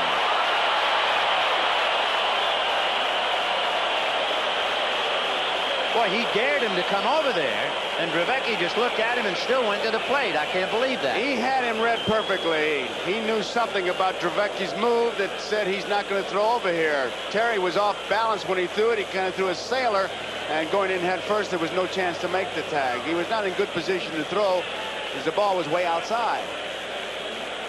1 ball and no strikes to Dave Bergman. 1-1. I'm really amazed he didn't throw over there. Well, a lot of times pitchers, left-hand pitchers especially, will stare at you, and for some reason we just won't throw. They're almost like hypnotized. And you know, Lemon is just a break-even base stealer. And the scouting report, look at that. I mean, he just said to him, come on over here. Druvecki said no. He said, thank you very much. No way for Kennedy. He was chasing a curveball down and away to throw him out. Whoa, and a good save. So Druvecki really trying to throw some roundhouse breaking balls to Bergman, and he's 1-2. Well, he made him look bad with the 1, the second strike. Bergman will probably be getting it again right about here. And Lemons to third, and Kennedy to Nettles. They got him. So Bergman strikes out. Lemon is doubled up, and the bottom of the 4th is history. No runs, no hits, nobody left as Lemon is nailed at third. It remains 4-1 Detroit, and we'll be right back after these messages from your local station. Gotcha. Hi, I'm Bob Euchre, sitting in the front row to host this week's Saturday Night Live. Bob, the seat's up there. Comedians, I love them. Come on. We're changing our name from Datsun to Nissan. This new turbo is terrific. I can feel it. We're changing lots of things, including our name. From now on, we're Nissan. I sure like this new smooth side bed, Nissan. Lots of things are new, including our name. Okay, from now on, you're Nissan. Come alive, come and drive. Major motion from Nissan. Datsun is now Nissan. To me, businesses are like buildings. No two are exactly alike. I've got my own style of architecture, my own style of doing business. It's not like anyone else's, because it's mine. Welcome to California Business on the Move. Welcome to the Pacific Bell Network. We're here to help you choose from the widest array of communication services in the world, and then tailor a system to fit the exact way you do business. Whether you want video conferencing to save time and travel costs, whether you want to move text, graphics, data, or just do business with a personal touch. Great job, Phil. We're here to deliver your information. When I've got the information I need, I can run projects anywhere without leaving this office. Welcome to California Business on the Move. Welcome to the Pacific Bell Network of Services. We're here to help make your business better. Raiders Playbook, today at 5 on Channel 4. Today's game is brought to you by Midas. For mufflers, brakes, and shocks, trust the Midas touch. And by Atra from Gillette, the essence of shaving. The Grand Dame, the Dowager Queen. Tiger Stadium in Detroit. They've been playing on this site since 1900. She's changed her names a few times, Navin and Bennett and Briggs, and now Tiger Stadium. Carmelo Martinez, Gary Templeton, and Bobby Brown. And of course Martinez, who was so much more aggressive in the second inning, still wound up with the same result. He struck out. Fouled away. Lemon from second base running on his own. Now watch him look at home plate to see what's happening. He knows he's out by a long shot. Looks like he may have changed his mind, but he tried to sneak in by missing the tag, and Nettles gets him. Very close. Very close going in that way. I don't like to see him going in standing up, but he made it close. 1 ball, 1 strike. Of course, we saw that great body control going after that ball Kennedy hit last night. He probably could have been a good halfback. And you wonder how much of a factor the foul tip off Kennedy's shoulder with the advance news is in these Tigers running, although they were going to run from the beginning. 2-1. Tigers 4 runs, 4 hits. 2 home runs by Alan Trammell, each with a man aboard. Padres 1 run on Kennedy's home run.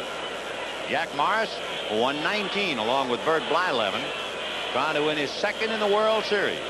Of course, Mickey Lolich back in 1968 won 3. Ground ball to third. Darrell Evans to Dave Bergman. So far, Jack Morris's top speed on his fastball has been 89 miles per hour. You know who he reminds me of as a pitcher, American leaguer? Not in facial expressions or delivery, but in his intensity, Vic Raschi. Yogi used to always talk about when he'd walk out to go out there, Raschi would say, "Get back there, I know about pitching." Templeton, by the way, 9 of 13 hit the first pitch. Strike, 0-1. It just shows you that somebody may have said something to him, too. Guy been keeping tabs on him and even talked to him about it before the game. 1 ball, 1 strike. So Gary Templeton with 1 out. Morris had retired 5 in a row since Quinn singled in the 3rd inning. And once Jack gets under a full head of steam, the Padres will really be in trouble. And they have to do something and quick. 1-1. Remember how Morris pitched in the first game of the series. Fouled away. In that first game, he had some trouble.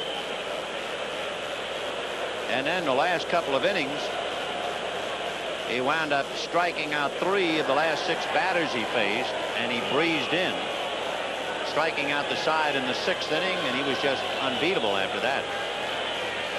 1-2 to Gary Templeton. 1 out, 5th inning. Tigers 4, Padres 1. Fouled away. You know, you talk about competitors without mentioning any names. A manager told me once about a pitcher whose name was Jack, and he would go out to the mound to talk to him, and he'd have to say, "Jack, Jack, it's me," to break the concentration. Almost have to introduce himself to the pitcher to get his attention. That's how much of an intense competitor he was.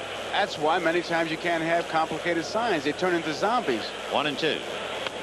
Down goes Templeton. He's throwing much harder now. He's in the 90s, I guarantee you. He looks like he's on a roll. He's retired 6 in a row. Templeton had a good cut at it, just didn't get it. Jack Morris had 10 strikeouts as a high this year. He had 8 in his no-hitter, and he had 9 in the first game of the series. He has 2 today, and Bobby Brown pops it up.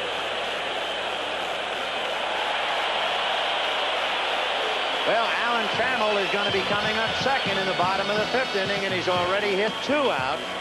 We'll find out about him in the rest of the game. It's 4-1 Detroit. We're into all business. My son finds it and I sell it. Got a new pickup to help him do his job. Got an Epson personal computer to help me do mine.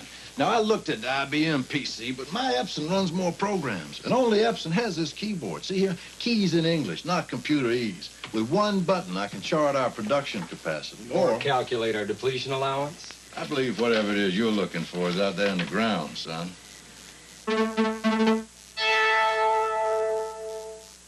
Hey, you know what my job is? Well, this is my office, a movie set. Yeah, I'm a stuntman, and I depend on my equipment. That's why Terry Leonard likes a tough Ford Ranger like this one. With a V6 engine, no small V6 tops for power.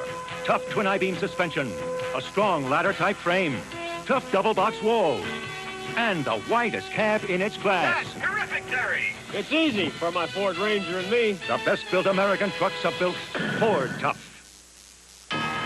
From Newport News to Newport Beach, from the Australian outback to Abilene, more men face the day with Gillette Good News than any other disposable razor. Because Gillette twin blades shave better than one. And for men all over the world, the name Gillette stands for shaving. And Good News stands alone as the world's #1 disposable razor. Now more good news for a better shave. Good News Pivot, only from Gillette. At first glance, all airlines may appear to be the same, but one gives you a special way to fly. An airline so large it carries over 30 million people a year, yet so personalized you can reserve your seat a year in advance. We have the seat you want, Mr. Martin. In a world of airlines, one airline, American Airlines, can make your trip something special. Welcome aboard. Something special in the air. The World Series is always a tale of 2 cities. This game is a tale of 2 men. On the left, a dejected, a downcast, a somewhat depressed Eric Schau. And on deck, Alan Trammell as Whitaker is aboard for the third time, and he's going for 2. And each time Whitaker has reached on an error, Trammell has hit a home run.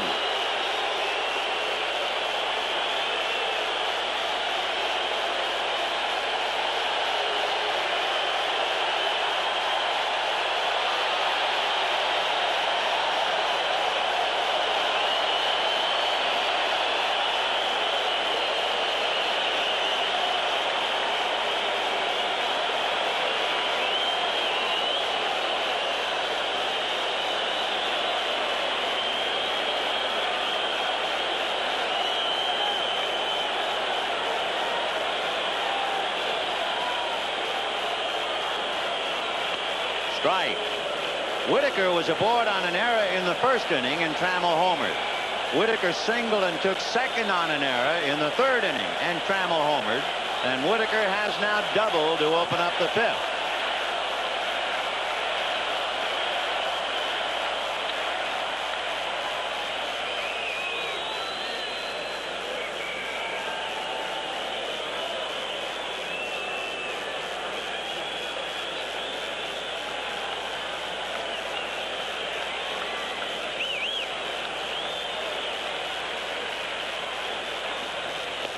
One and one. It was interesting when we came here to do a game of the week that the turning point in Trammell's hitting was when he closed that left shoulder and he kind of faced it towards right field. He says, I can still open up, but I can still drive the ball into right center field. He wants to keep it close. He doesn't open up too soon. There it is. Ball 2, 2-1. Remember Orlando Cepeda, how he used to look out from behind that shoulder and always keep it in? Now he's looking at Alex Grammas at third with the count 2-1.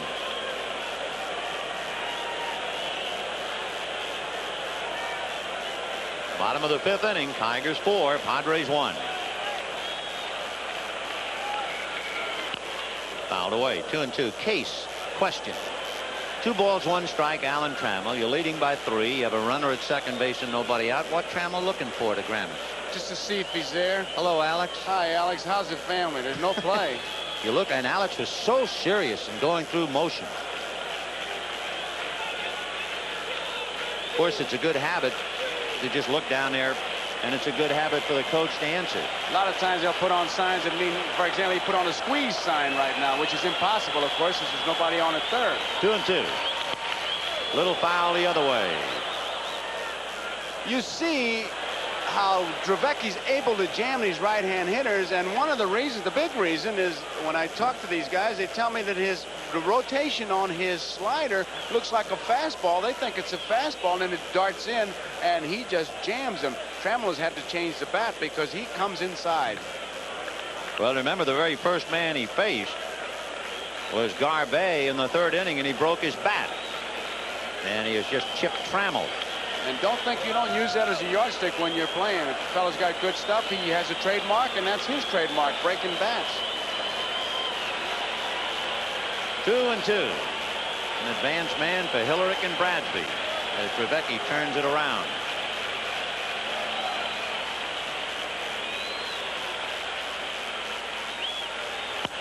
Line in the left for only a single. And here comes Whitaker, and then he holds up, and Martinez throws it in. A very cautious Grammas, and Whitaker, with nobody out in the inning, deciding not to draw a throw from Martinez. Ball is up, and you can see Martinez charging, and you can watch Whitaker. He's looking himself. Grammas has got him coming around. And Whitaker heads back, and with first and third nobody out, they got something going. If Whitaker gets thrown out at the plate, maybe slips or falls or whatever, you got your rally stopped. Now it's going. So you have the left-hand hitting Dravecki countering against Kirk Gibson, and then Parrish and another left-hand hitter, Evans. First and third. Nettles is up. Templeton and Wiggins back. Garvey holding the bag on Trammell. 1-0. No one throwing in the Padre bullpen. There's Whitaker at third and Trammell at first. The inning record, of course, is a double play, and this guy's tough to double up. He's got to hit the ball hard and right at somebody to get to with him hitting. 1-0. Foul back. Well, would he like to have that pitch back? You saw our vantage point. You could hear him say, "Ho!" Look at him. Read his lips, man. Well, he's got a gamer on, too, with that beard. I asked him, when's the last time you shaved? He said, if I didn't have to shave, I'd never shave. You know, I saw a ball player who shaved with a stick. He shaved with a tongue depressor. Shaved what with the tongue? A beard. A beard. You believe me? No. Oh, now, come on. After all these years, you don't believe me? How do you do it? I'll tell you. 1-1 to Gibson. 2-1. He put on a depilatory and then took the tongue depressor and scraped it off, and the beard came off with it. Well, if you use a depilatory, anybody knows that. Oh, depilatory. Oh, whatever it is. 2-1 to Gibson. And, of course, the Tigers now trying to maul San Diego and tear it wide open here. Fouled away. 2-2. Whitaker anxiously at third. Over at first, Alan Trammell with 2 home runs and a single. Well, they talk about Trevecchi's hard slider, and I'll tell you, right now is when he needs it. Dick Williams needs more than a hard slider. He's down by 3. We're in the 5th inning. Lights are on. They've been on since the start of the game. A foggy day in Detroit town. Richie Garcia and the plate umpire, Sparky looks on, is the plate umpire, and Trevecchi having trouble finding a ball that suits him, and he gave him 3 different ones. 2-2 to Kirk Gibson. Nobody out. Now you can have Trammell going, but at the same time you have a free swinger who struck out over 100 times during the year. With the Tigers spending house money because they're leading 4-1 anyway. What would you do? I'd run him. Sure.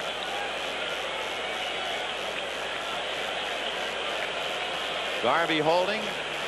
He doesn't go, and down goes Gibson. And I guess the thinking was he's so tough to double up because of his speed. Why gamble? Boy, he's hot. But you got to figure the way they've been running, thinking of Kennedy throwing back there, that you'd stay away from it. But hey, all kinds of little wars going on. So a thoroughly frustrated and angry Kirk Gibson goes snarling back into the dugout. Won't make him feel any better, but our gun clocked it at 97. Whoa. 97? That's what they tell me. Here's Lance Parrish 0 for 2. Ball 1. Don't forget that tree they got at 80. Yeah, that sounds so high. For him. Oh. I mean, you're talking Nolan Ryan. Dwight Gooden. 1 ball and no strikes to Lance Parrish. Grounded to third, fouled out. 0 for 2. Ground ball, foul outside of third and down the line. In the inning, Whitaker doubled. Trammell singled into third, and Gibson is struck out. It remains 4-1 Detroit. And Eric Schau banished in the 3rd inning. Couldn't get by Alan Trammell.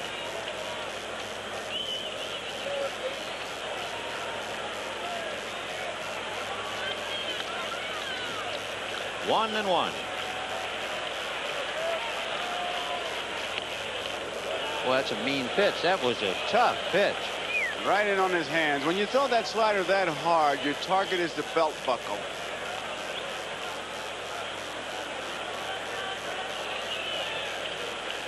Two and 1 to Lance Parrish. 33 home runs. He can get you rich in a hurry. And Trevecchi, and maybe that's one reason why he doesn't throw over. Almost threw that away. Garvey has to make a pretty good play. Look at here. 2 and 1 to Lance Parrish. Busted bat and a one hopper, and they can go to the plate, and Kennedy tags out a sliding Whitaker, who got it up around the jaw. And I'll tell you, Nettles really had to make a good play because that bat was coming right at him. It was right in line. Watch this now. Watch the bat. Look at the ball coming and the bat. He doesn't know what to do. He's ducking both. You don't think that's distracting? And Whitaker looking back to see what's happening, and he's an easy out. You talk about a tag in the chops. He got it on the right side at the jaw. And with 2 down, the batter, Darrell Evans. Watch this. No contest. Ooh. Well, those little guys have no chance. You tag them everywhere. Yeah, but remember, he flipped him. Yeah, but that's because he was reaching for Yeah. the ball. He had the ball this time, saying, here I am. Flip me this time. Kennedy's 220. Whitaker's 160. No contest. 0-1. They count Evans. 4 runs, 6 hits for the Tigers. 1 run, 3 hits for the Padres, and 3 broken bats for Dave Dravecky. He must be the advanced man for Hillerick and Bradford. 0-1.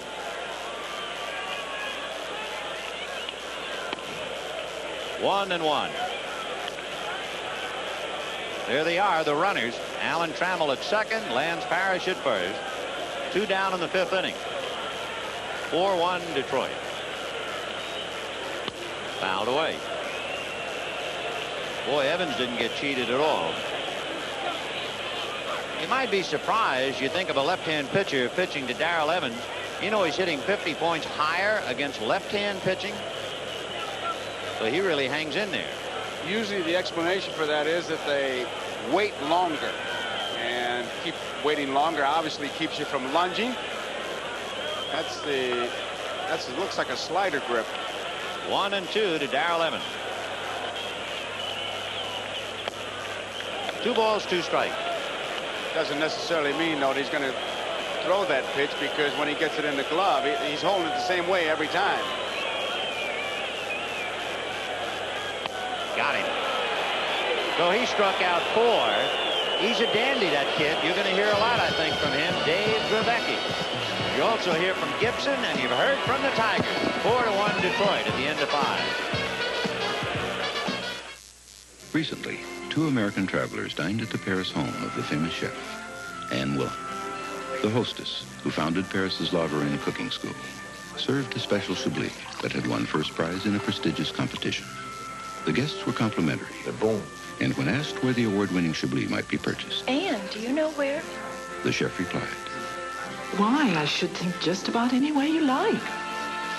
Chablis Blanc from Ernest and Julio Gallo. All the best. This year, 1 out of every 6 cars will need to have its brakes repaired. That's why at Midas, we offer a free brake inspection. If your car needs work, you know it's being done by experts. 500,000 people a year have their brakes fixed at Midas, and we're glad to have the business. But more important, we appreciate the trust. Trust the Midas touch. Evenings from 5 to 11, AT&T saves me 40% on long-distance calls. What could be better? Sold for 100. Weekends, I get 60% off with AT&T. What could be better? You don't have to give up any service to save. That's what's better. Only AT&T gives you operator service, calls from anywhere to anywhere, and up to 60% off. Now, that's what I like to hear. That's AT&T. The more you hear, the better we sound. Reach out and touch someone. Last year, a boy was kidnapped by the visitors. Mike Donovan knows where he must risk his life to find his son. 1 mile in the sky, down this very corridor, where everything you can imagine happens. Before the series begins, prepare for V, the final battle, tomorrow. A gentle reminder, following the World Series, our boxing doubleheader from Belfast. Boza Edwards versus Brown, McGuigan versus Orozco.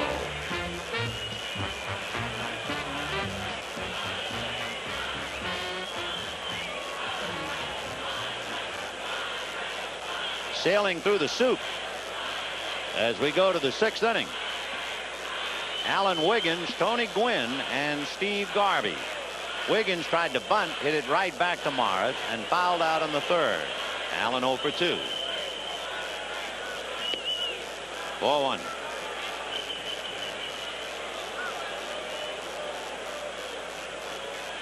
Wiggins has had a fine series. He's hitting .375, although they've shut him down today. Darrell Evans does not commit himself nearly as much as Marty Castillo. Castillo was halfway to home plate. Evans is more cautious, but the outfield, as usual, very shallow back of him. 2-0.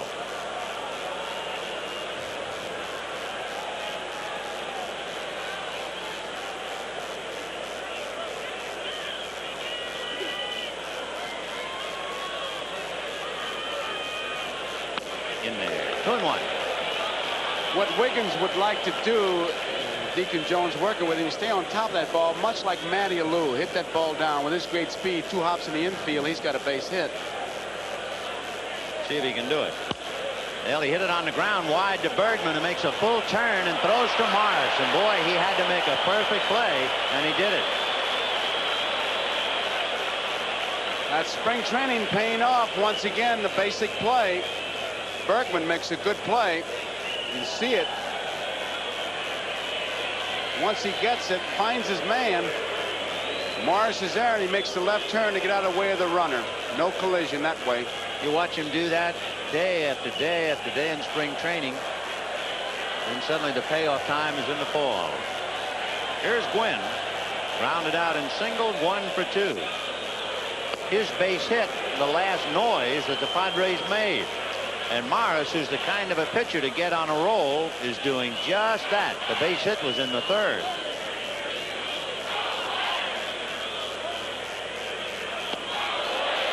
The only play that they practice in spring training that doesn't ever seem to work is the rundown. In fact, the biggest shock in watching big leaguers day after day is the inability to do the rundown by the book. 0-2 to Gwynn.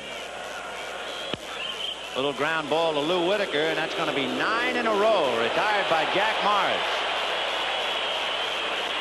So he is very much on his game now.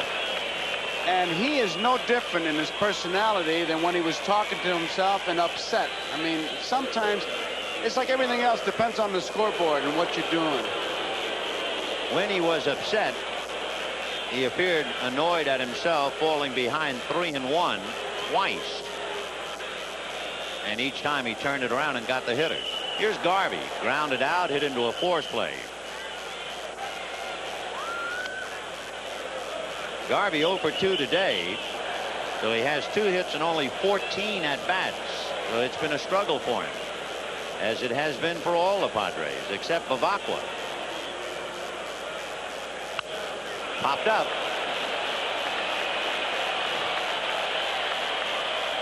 And the top of the 6th inning is history.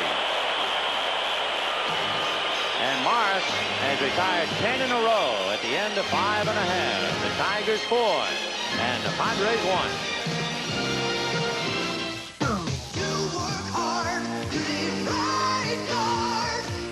Right Guard Stick will help protect you from odor for up to 24 hours.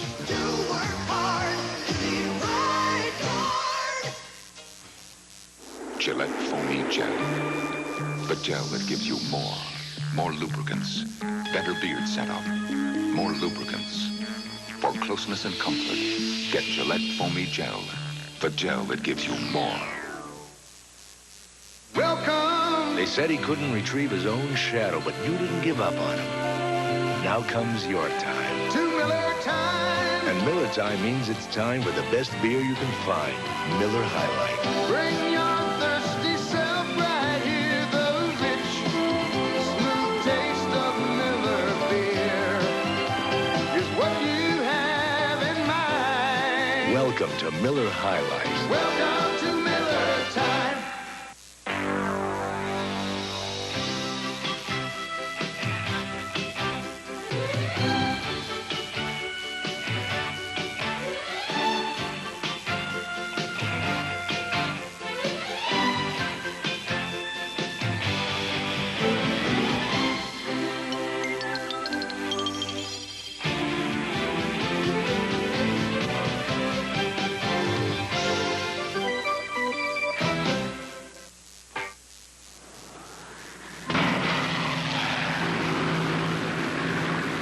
Competition is what makes American business go.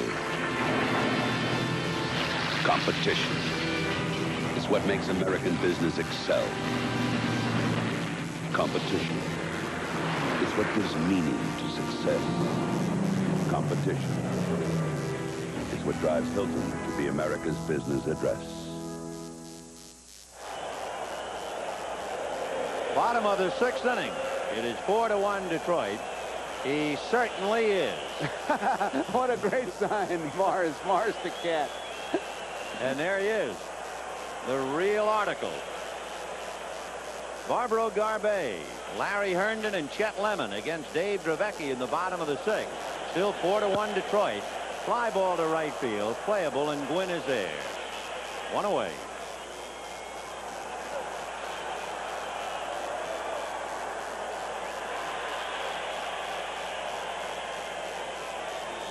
Larry Herndon will be coming up.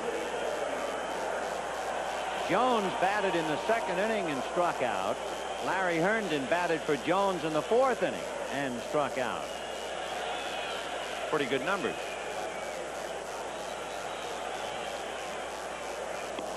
Ball 1.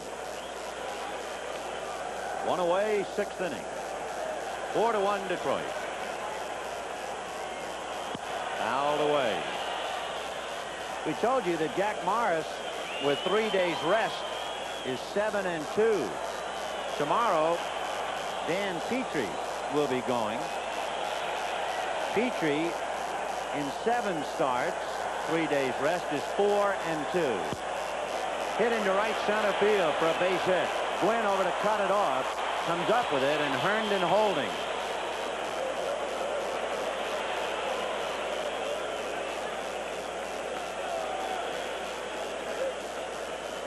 So Chet Lemon, who has struck out and walked, coming up, and Dick Williams kind of shuffling his cards, trying to find a combination.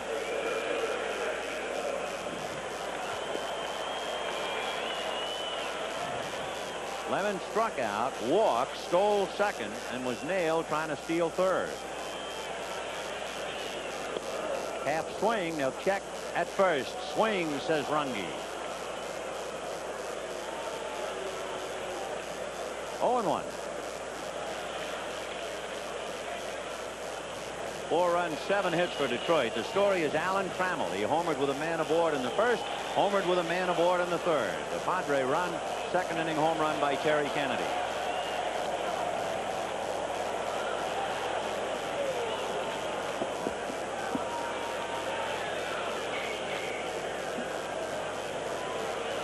Oh, 0-1 to Chet.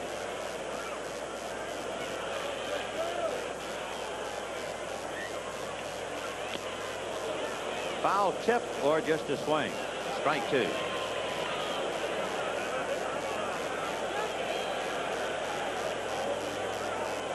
Lemon hitting over 300 in this series.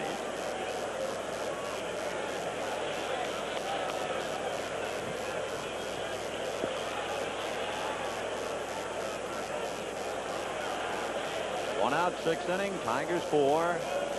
Padres 1. Herndon at first, held on by Garvey. And that's it down the right field line. Foul ball. That was Bruce Fremming of the National League, looking like a gyroscope as he had to get out of the way and make the call, and he did it perfectly.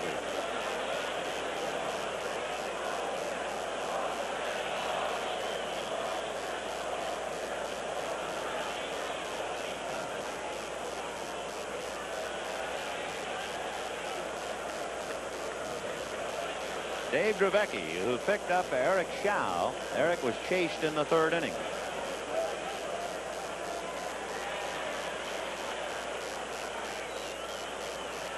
Now back.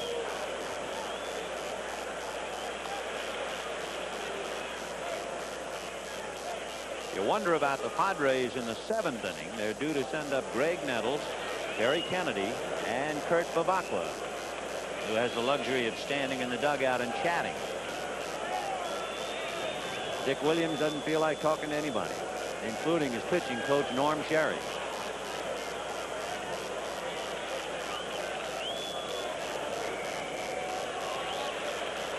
Breaking ball, a one-hopper to Templeton, to Wiggins for 1, to Garvey for 2, and that nails down the 6th.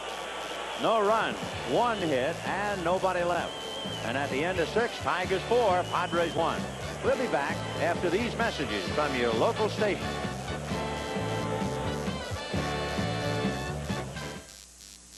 They were the perfect family, a loving husband, beautiful wife, laughing, happy kids, until one terrible night. Fatal Vision, November 18th. Yes, there's more than one book called The Yellow Pages, but listen. Remember that salesman I told you about from that new Yellow Pages? Remember him? He just tried to sell me an ad, but I took your advice. I'm sticking with Pacific Bell. They know Pacific Bell Yellow Pages is the one found in 3 times more homes than competing directories. Think I'll call Ed and give him the word. Okay. There's only one Pacific Bell Yellow Pages. Sally Optical. Pass it on. By the time I hit the field, I've already worked overtime. Studying films of the guy across the line, 4 hours a night. Because I believe in doing my homework.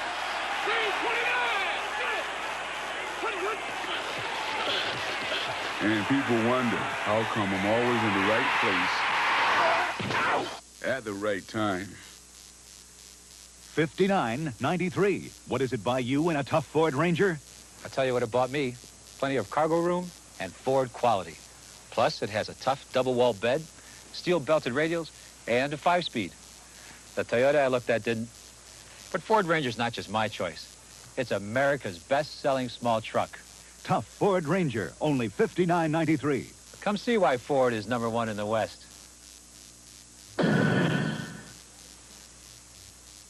The Miller High Life 500 today at 3 on SportsScope. Don't miss the best in professional bowling and Earl Anthony's 7 Steps to Better Bowling. It's the premiere of the PBA Fall Tour, Saturday, October 20th at 3 p.m. on NBC Sports. And Detroit is one of the stops on that tour. And I'll tell you, a great rivalry. I remember in St. Louis they'd go against it. I remember a guy named Ed Lubanski. Boy, could he roll that ball down. And he'd go against Don Carter and Ray Bluth and Dick Weber. I'm a bowling fan. I gather so. Did you ever set pins? I did. In the church basement? No. Set pins in the No, we had a bowling alley. St. Aloysius Whoa. had them. Brutal. Now they have the automatic pin setters. Okay. Jack Morris has been knocking down Padres like bowling pins as we go to the 7th. Ball 1 to Greg Nettles. Grounded out and popped up. 0 for 2.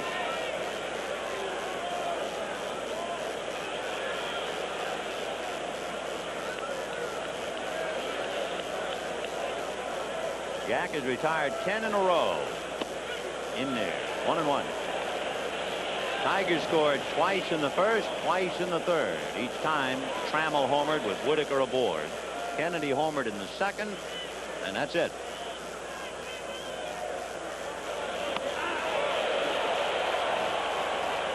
I just watched Morris after a pitch, and I don't care if it's ball or strike. He always looks like he just got a call from the IRS. Well, he said it's not fun at all. It's work. Well, it is, and he's right. Ground ball right to Bergman. He'll walk it over. 1 away. That's 11 in a row.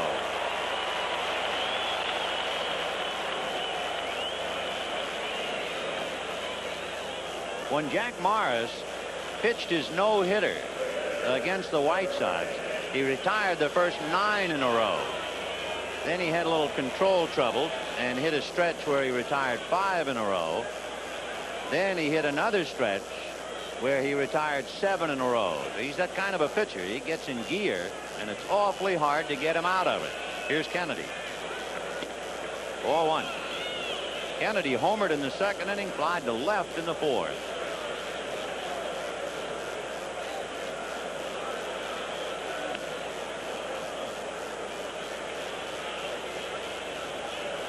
Whoa, he's out in front of that. Oh, you can see that bottom drop out, and you can see that Parrish wanted a fastball, the outside part of the plate, and Morris shook him off. He put down that 3, and here comes the thing. He started that swing yesterday.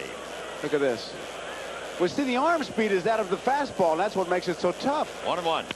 And he promptly hits it right at Lemon.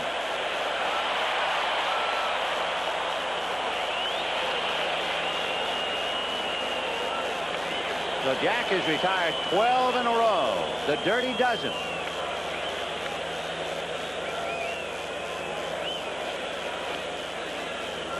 Kurt Bavacqua is coming up, and Champ Summers is on deck to hit for Martinez. And if Summers comes up, especially with anybody on base, it really makes some noise here. He hit 40 home runs in his tenure in Detroit. One year he hit 20. Right. So Bavacqua with Summers to follow.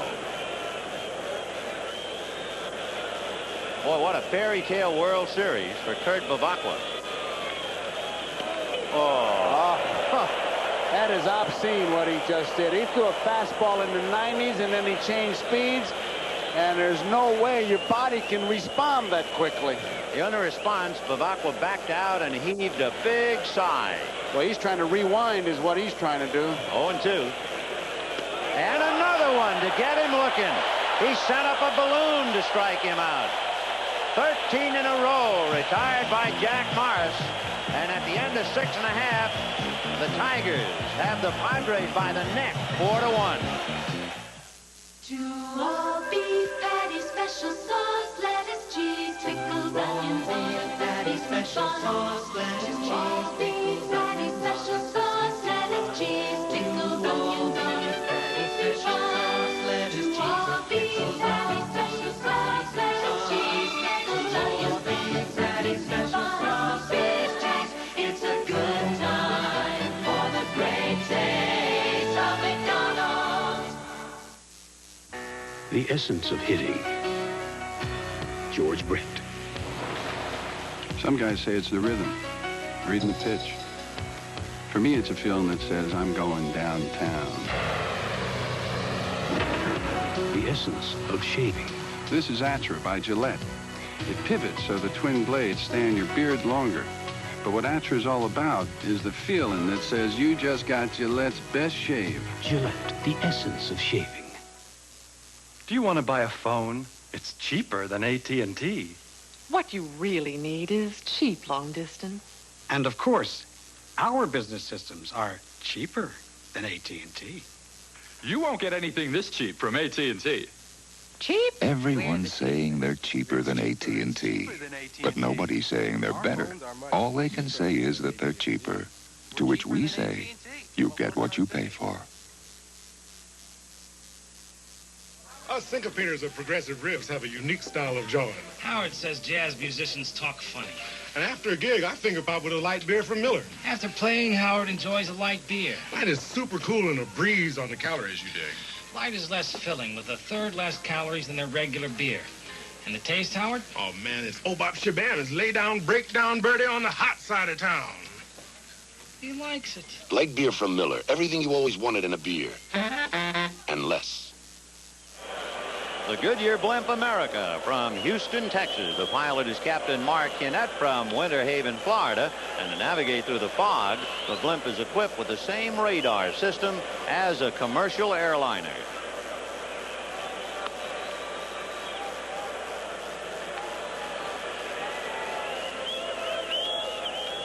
Jack Morris all smiles, and well he should be. He has retired 13 in a row. The last Padre base hit was Tony Gwynn in the 3rd inning. And you remember that first game when he came down the stretch, he really went to the whip. He smells the victory and he comes down hard. Craig Lefferts will now pick up for Dave Dravecky. He came down hard, and the Padres come from behind victory, the game that Ed Woodson started. And he'll be pitching to Dave Bergman, Lou Whitaker, and Alan Trammell. Lefferts from Munich, Germany, came up with a dandy screwball 2 years ago in Hawaii. He had been in the Cub organization, and he was trying to throw a screwball like Bill Campbell, but it hurt his arm. And the Cubs said, hey, don't wreck your arm. Stop doing that. And then when he went down to Hawaii, he learned to throw it with another motion, and it's gotten him to the big league. 2-1 to Bergman. High fly ball to right center. Bobby Brown will put it away. And as you can see, Lefferts much more comfortable pitching off the stretch, and even with nobody on, he works off the stretch. By the way, and I'm sure he's watching this telecast, Billy Connors, the pitching coach of the Chicago Cubs. Leffert sure thinks highly of you. He was saying that Billy Connors is a genius. He's as good a pitching coach as there is in baseball, and it's kind of nice to pass along. It is. Well, Billy works hard. He did a great job with Steve Trout and the Cub pitching staff. Well, here's Lou Whitaker. Strike. Whitaker aboard on an error in the first inning. Trammell hit it out. Single took second on an error in the third. Hamill hit it out. Whitaker doubled in the fifth inning. Trammell singled into third, and they stayed there. 1-1. Whitaker, as we look at Trammell, Whitaker's certainly in the tradition of great second baseman here. Charlie Gehringer did nothing but be on base and be quiet, and that's what Whitaker. Quiet, but always on base. Marvelous, these two. What a knockout punch right at the top of the order. Whitaker and Trammell. 2-1. I think it was this year or last year's All-Star game when Trammell, they wouldn't let him in. They thought he was too young. They said, "Get away, kid." 2-1. Little ground ball at the end of the stick to Templeton. 2 away. By the way, a fine performance by Dave Drevecki. He came in after Schau had let it get away. Drevecki worked 3 1/3 innings. No runs, 3 hits. But this is what happened to Schau. Not just once, but twice.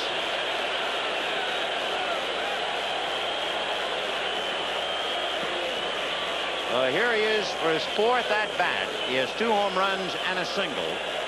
Strike 1.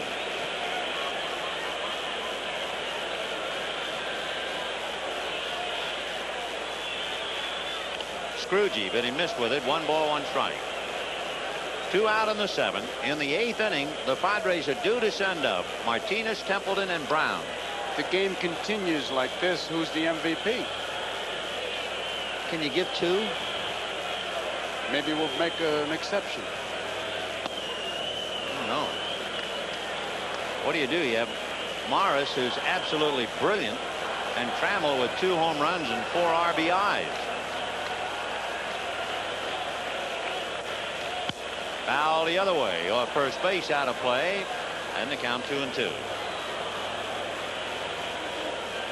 You know, there's an interesting thing to me anyway. This is the first time I've seen a World Series where there is no bunting downstairs. There's a little bunting, a little bit, used sparingly in the upper deck. Downstairs, barren. Maybe that's the Detroit hard-nosed approach to all the pomp and circumstance. High fly ball. I don't think he got enough of it, and Martinez will get all of it. And the Tigers are gone in the 7th. At the end of 7th, the Tigers and Trammell and Morris 4. The Padres and Kennedy 1. These days, cars are so advanced they can even tell you when they need to be fixed. If they could tell you where, they'd say, "Take me to Goodyear." Goodyear Auto Service can add years to the life of your car because Goodyear knows your car from the ground up. Canceled. My Goodyear technicians can do everything, from scheduled maintenance to most emergency repairs. And I've got this, the name you can trust for auto service. Goodyear Tires and Auto Service for more Goodyears in your car. My dog's healthy and it shows, 'cause he's got the High Pro Glow. Healthy, High Pro Glow, energy, the High Pro Glow. All the protein in High Pro helps to give the High Pro Glow. Healthy, High Pro Glow, energy, the High Pro Glow. Protein helps to keep him strong, glow with health the whole day long. Healthy, High Pro Glow, energy, the High Pro Glow. Purina brand High Pro Dog Meal. Give your dog High Pro Glow. Hi, I'm George Foster of the New York Mets. Every major leaguer has his own style of play. Some have speed, some have strength, and some have control. But one thing that's never in style is drugs. They won't make you faster, stronger, or help your control. So keep your own style. Don't be a yes man. Say no to drugs. This message was furnished by Major League Baseball in cooperation with the Players Association. Hi, I'm Bob Uecker, Mr. Baseball, hosting tonight's Saturday Night Live. You know, this being World Series week, I go back some 20 years ago to the 1964 World Champion St. Louis Cardinals. Being a member of that team, I played a very important role. Excitement reigned in '64. Excitement here tonight, Saturday Night Live. By the way, I didn't play in a single game in that series. That's why they won it. Back to you, Joe and Vin, in Chicago, or wherever you are. All right, Bob, and good luck to your school where you are teaching little leaders pass balls so that their families can go home early. You know what he did in one World Series? He was out in the outfield playing a tuba with the band and catching line drives, and the guy was going crazy. He was using a tuba to catch it. Should be a great show. Look forward to it. Right now, Tim Flannery hitting for Carmelo Martinez. Then it'll be Gary Templeton, and we'll see about Bobby Brown. Fouled away, off to the left.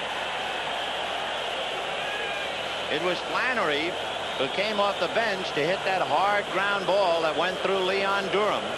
And the beginning of the end for the Cubs. It's Flannery who has been with San Diego since '79. So he had reason to shed tears when they beat Sutcliffe and won the flag. And he lines it to center. Lemon has to play it on a hop, and that breaks the string. Morris had retired 13 in a row, and Flannery singles to center. At third base for Detroit, Tommy Brookins. Brookins replacing Darrell Evans, and the hitter is Gary Templeton.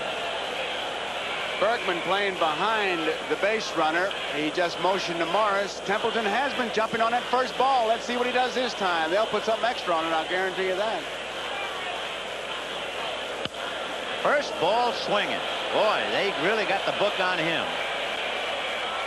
One away. I said it once about Bob Gibson. I can say about Gary Templeton. He hits like he's double parked. But the key word, the operative word, is he hits. He's been hitting, and if you do jump on the first ball and hit it, that's okay. 258. Well, here's Bobby Brown talking about hitting. He has that dirty dozen. 0 for 12. 0-1. Jack Morris gave up a hit to Gwynn in the third inning, and then gives up a hit to Flannery in the seventh. In the second inning, he gave up a home run and a double. Foul back. I tell you what, we're going to have to hear from all the precincts to decide the player of the game. If it stays this way, who are you going to elect? Jack Morris or Alan Trammell? Split him.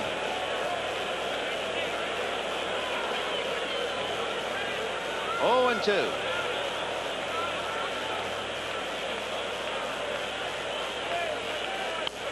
Pop foul and out of play.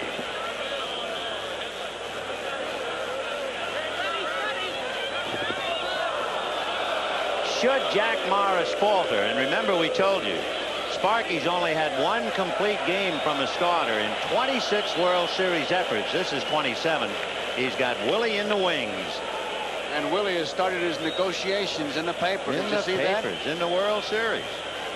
0-2. High pop fly, and Whitaker angling out. 2 down. Down in the Padre bullpen. With the team down by 3, it reflects the San Diego position. He needs some work.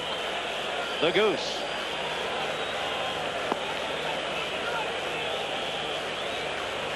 Champ Summers is going to come up.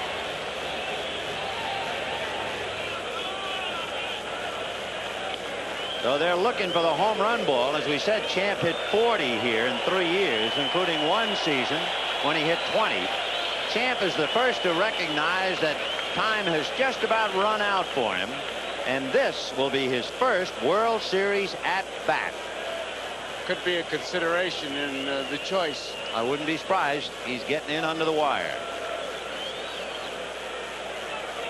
The story I've always heard about Champ, his name is John. When he was with the A's, he was autographing a baseball, John Summers.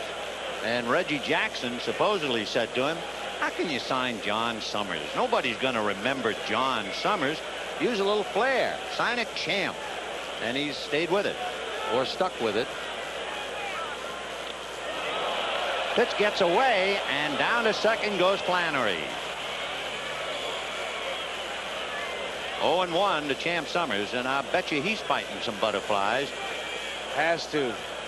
Here's a replay on that pitch. Straight down, bounces in front of Parrish. Summers goes for it. Wild pitch. So Flannery at second on the wild pitch with 2 out. 0-1 to Summers. 4-1 Tigers. Top of the 8th. Fouled away. And the Champ is on the ropes. 0-2. Since Champ Summers left Detroit, he has had a total of 200 at-bats. Talk about being rusty. He DH'd for Sparky in 79, 80, and 81. Fouled away.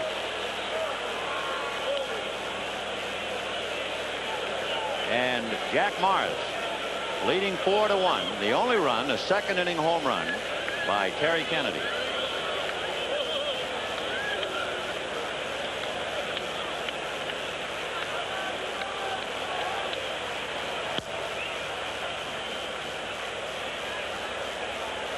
Champ Summers huffing and puffing up there at the plate, so I know it's an emotional moment for him. It gets a little tough to breathe when the tension is that much on your shoulders. And for Champ in his first World Series at bat here in Detroit, there's pressure. He's doing the best thing that you can. Take that deep breath and try to talk to your body and say, hey guys, we're in this thing together. 0-2. Got him. Jack Morris strikes out his 4th. Flannery is left at second. And at the end of 7.5 innings, the Tigers 4, San Diego 1, and then tomorrow. This is a car that represents forward thinking. A car predicated on one principle: that a family car should also be a driver's car. The result: a comfortable front-wheel drive sedan with remarkable reflexes. Ford Tempo, the forward-thinking car. Have you driven the best-built American cars? Have you driven a Ford lately? You probably don't know all the quality products that Manville makes. From their own forests, Manville makes lumber, plywood, and paper products, and a very diverse line of colorful consumer packaging products. Manville also mines a remarkable mineral called diatomite that filters your beverages clear and clean, makes your paint flat or lustrous, and even makes your plastic bags easier to handle. Fact is, there are hundreds of quality Manville products from the earth and from the forest. Manville products that make your house a home. You know, one of the best things about being an ex-big leaguer is getting freebies to the game. Call the front office, bingo. And once these fans recognize me, I probably won't even have to pay for my light beer from Miller. Down it! I love them. These fans know I drink light because it's less filling and it tastes great. Good seats, huh? You're in the wrong seat, buddy. Come on. Oh, I must be in the front row. Come on. Light beer from Miller. Everything you always wanted in a beer, and less. Good seats, eh, buddy? He missed the tag! He missed the tag! From the World Series to the presidential debates, NBC News is there. When you want news from across the nation and throughout the world, turn to NBC Nightly News. The Padres would certainly be between that hard rock and push and shove and everything else you've ever heard about in the old cliche, because they're in a lot of trouble. They are, and the starting pitching once again let them down, and pitching was pretty good all year. It got them here, but it certainly isn't keeping them here. And then again, for the umpteenth time, the man who comes in, Dave Gravecki, was great, and now Lefferts has picked it up. And now the Goose for his first appearance. Couple of changes for San Diego. Time called by Doug Harvey, the third base umpire, so we get a chance to tell you. Tim Flannery is in left. Ron Renicky in left field. Flannery at second base, and Gossage on the mound.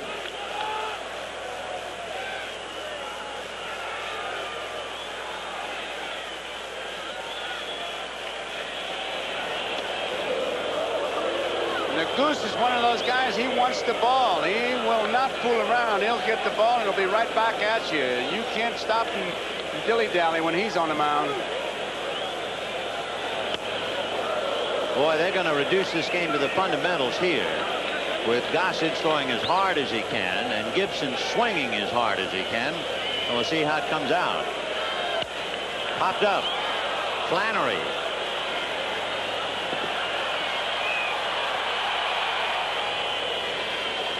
According to the gun, the first pitch he threw was 95 miles an hour. I could believe that one. So Kirk Gibson, who broke in the big leagues against Gossage and struck out on 3 pitches, has improved to the extent that he has popped up. And here's Lance Parrish. Grounded out, fouled out. Aboard on that busted bat play by Nettles when they got Whitaker at the plate. Oh, that got Richie Garcia. And I mean, it's a nasty crack because his position, he's wide open. Oh, he's going to have a dandy bruise. Got him on the right leg. I mean, he's talking to himself. Look at his position. He's wide open. He took a nasty one. They used to get behind the catcher more. In fact, that was the biggest single difference between the National and the American League. The American League umpires wore an outside chest protector and stood behind the catcher. The National League, an inside protector and inside the hitter. 2 down. They're more open, and then they're doing something else. You'll notice Richie Garcia puts his hand on the catcher's back. He's not holding you. He just wants to feel which way you're going to go, is the explanation they give me. For San Diego, Joe, and looking back through the scorebook, you realize they've done it again since the 3rd inning. They have allowed 3 hits and no runs, and now is 2 out in the 8th. It's always the people coming out of the bullpen who succeed. 0-1 to Tommy Brooken. The Goose is thrown between 93 and 98. And he hasn't worked in a while. No, he hasn't. And Terry Kennedy could break in the glove in 4 minutes. 0-1. Ground ball to short. There's Templeton. So the Goose pitches well, but it's not going to mean anything unless the Padre hitters can shake themselves against one of the great pitchers in the game, Jack Morris. And at the end of 8, 4-1 Detroit. Okay, this is it. This is going to be the good one. Everybody. The family portrait. Stand up and smile. When it takes lots of flashes to get it right. Hurry, hurry up. Lots and lots of flashes. Everybody smile. For your camera, of all leading battery brands, nothing outlasts the Energizer from Eveready. Nothing outflashes it. Nothing. One more time. The Energizer, energize for life. Long life. This is Randy Jones in downtown San Diego for light beer from Miller. And I'm telling you, these Padre fans are really fired up. Hey, anything you fans want to tell those folks down in Detroit? Life tastes great! Life tastes great! Let's take it down to Norm Cash in Detroit. Hey, Randy, see these Tiger fans? They might have something to say about that. Life, Philly! Life, Philly! Tastes great! Philly! Tastes great! Philly! Tastes great! Philly! During peak hours at New York's Kennedy Airport, a plane lands every couple of minutes. What keeps these landings regular as clockwork is some ground-to-air communication equipment built by the people of ITT. ITT radio equipment is used by airports around the world. Somewhere, somebody is being brought home with it at this very minute. Friday on Miami Vice. It's a hit list, son, and you're on it. Friday. Here's the way the scoring went. In the first inning, Whitaker aboard on an error. Trammell a home run. 2-0 Detroit. In the second inning, Kennedy hits one upstairs to right to make it 2-1 Tigers. In the third inning, Whitaker singles, takes second on Gwynn's error, and Trammell a home run to make it 4-1. And look at this, 87 pitches in the last inning. Jack made 12 pitches, and they were all strikes. Look at the difference between strikes and balls. That's the difference between a good pitcher and the mediocre pitcher. Morris facing Gwynn, Garvey, and Nettles in the 9th inning. Fouled away.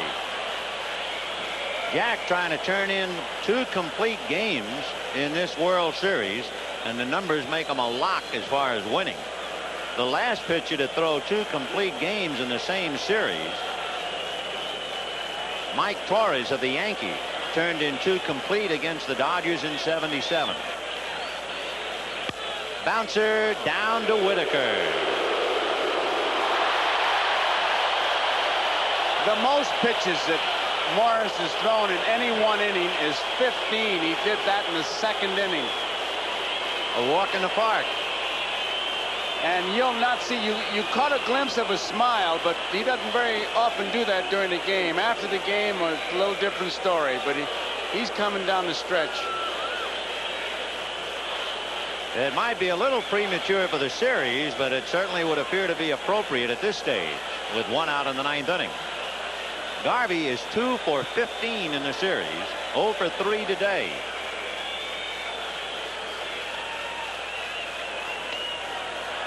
One and 0.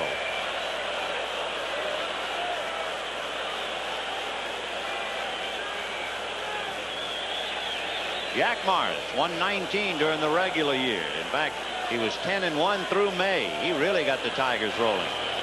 Fouled away. 1-1.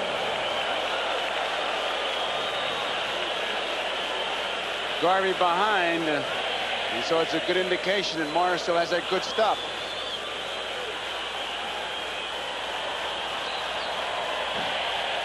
Twenty of his last 21 pitches have been strikes.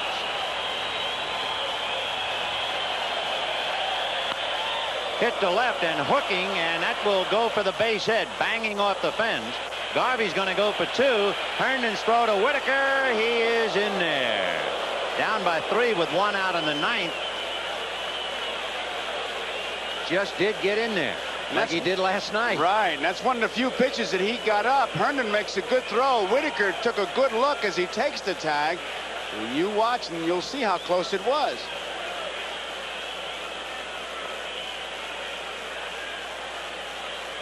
And that hook stayed on the bag. So Nettles, the batter, grounded out, popped up, grounded out again. 0 for 3. He's had 2 hits and 8 at-bats. Garvey at second, 1 out in the 9th, 4-1 Detroit. Strike, outside part of the plate. Nettles, you saw him kind of back off on his heels. He was looking for a pitch inside that he could pull and hit out. So Morris really fooled him with the location. 0-1. And he won't give him an inside pitch, so he pulls the outside pitch, and it's an easy out.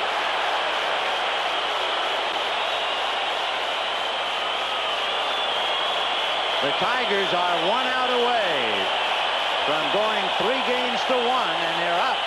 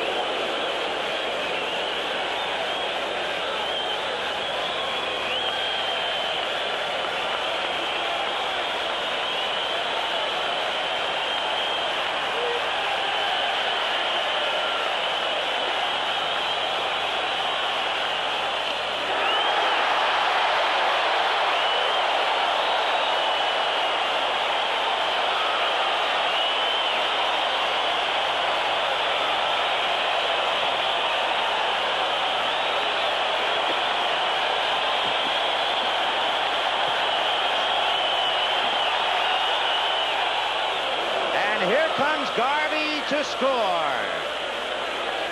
He simply overthrew that one. He was going for the strikeout, and he overthrew it. It cost him a run. Tigers 4, Padres 2.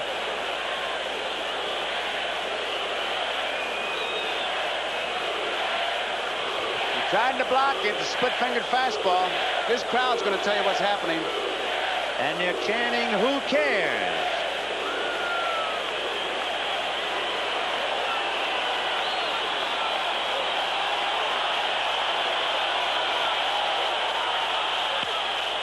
Line to right at Gibson.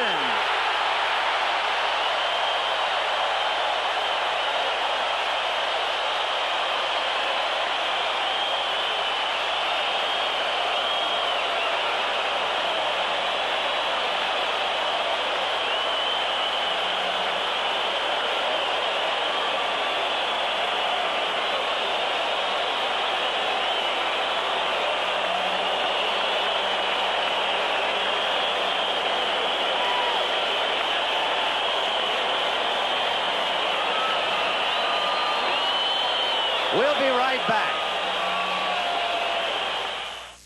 Can you help me with these Canon personal copiers? Oh, yeah, they're terrific. And you know, they copy in 6 colors. I know. Well, the entire copying process is in this cartridge. Look, so you can maintain it yourself. I know. This one even reduces and enlarges and makes copies up to legal size. I ought to know. I'm Jack. Oh, I know. Well, if you know all about Canon PC copies, what do you need me for? Mm-hmm. Over here. Should have known. For information, call toll-free. Which of these well-known cars requires less scheduled maintenance? Observe. Honda Accord requires 58 separate scheduled maintenance operations. Nissan Sentra does a little better with 54. And Ford Escort, only 20. So the message is really quite clear. If you own a Ford Escort, you'll spend more time on the road and less time up in the air. Have you driven the best-built American cars? Have you driven a Ford lately? Today, the most exciting new ideas in the hotel business come from Holiday Inn. Holiday Inn is a better place to be. It works much better. It tastes much better. Better and better. Really better. Holodex 2, the industry's first bimodal reservation system, ensures your room is waiting. Innovations like this make Holiday Inn hotels #1. We're #1. We're worldwide host. First with what you want the most. Call 800-HOLIDAY. Holiday Inn is a better place to be. Say cheese. Say omelette, say salad, say bread. Say cheese. Say crackers, say dips, say spread. Say cheese. Say girl. Say God. Say tough. Say shy. Say parties, say picnics, say backpacks. Say cheese. Say lunches, say brunches, say snacks. Say cheese. Say cheese. Say cheese, for goodness sake. Oh, please, say cheese, say cheese. Cheese. Thanks to the generosity of the Miller Brewing Company, Light Beer from Miller happy to present 2 checks for $1,000 each in the name of Alan Trammell and in the name of Jack Morris to the National Multiple Sclerosis Society. And let's meet them both and go down to Len Berman. Thank you, Vin Scully, both of the co-MVPs with me now. Let's start with the man who pitched the second complete game in the World Series. Jack, were you at any time tiring out there? Well, I really didn't feel that strong early in the game, and I didn't really feel that strong late in the game, but I had enough rhythm. I didn't have the velocity I don't think I had my last game, but my control was better, and I was on top ahead of hitters, and this guy right here got me the runs I needed. I'm curious to see if you know. Do you know how many straight you retired? No, I don't. All right, it was 13. It's good enough. Did you feel that the strikeout of Kurt Kvabakwa on the 2 slow pitches, maybe that was the exclamation point on it? Well, I know Kirk. I played with him, and I know what he was looking for, and I figured if I can get it over, there's a good chance he's going to hurt himself. And it was just a good pitch. You know, I think I surprised him. All right, let's check out Alan Trammell. Let's see, 1 home run in the playoffs, 2 in the World Series, Mr. October.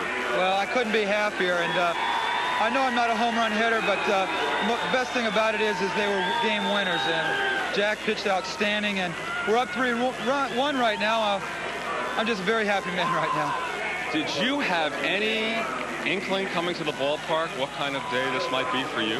No, I tell you, a lot of times in World Series it brings out the best in you, and I'm playing against my hometown team, and I'm trying to do the best I can, and so far everything's going very well for us.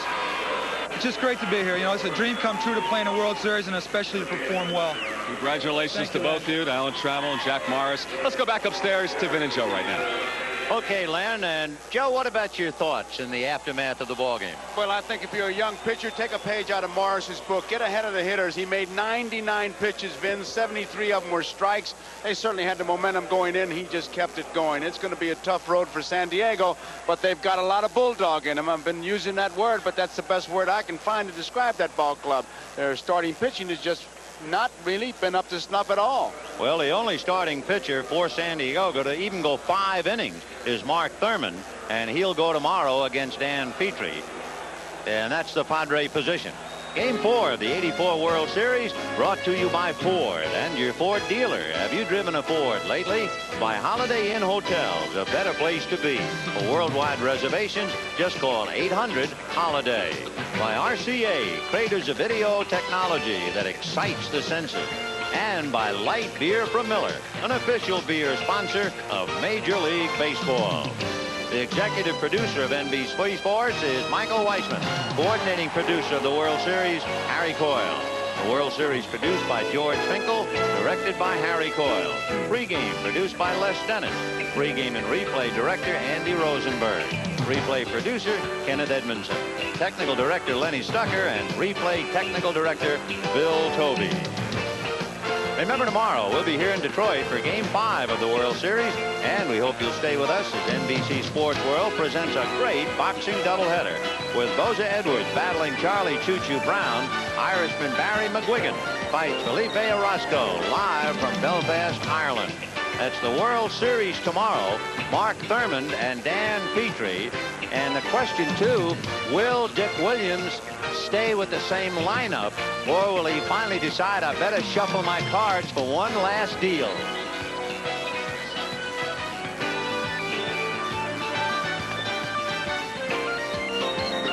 So the stage is set for Game 5, with the Tigers leading 3-1, and the heat will be on young Mark Thurmond, the left-hander who went 5 against Jack Morris in the opening game. Right now, let's take a trip to the old sod, to Belfast, and to Marv Albert and Ferdy Pacheco.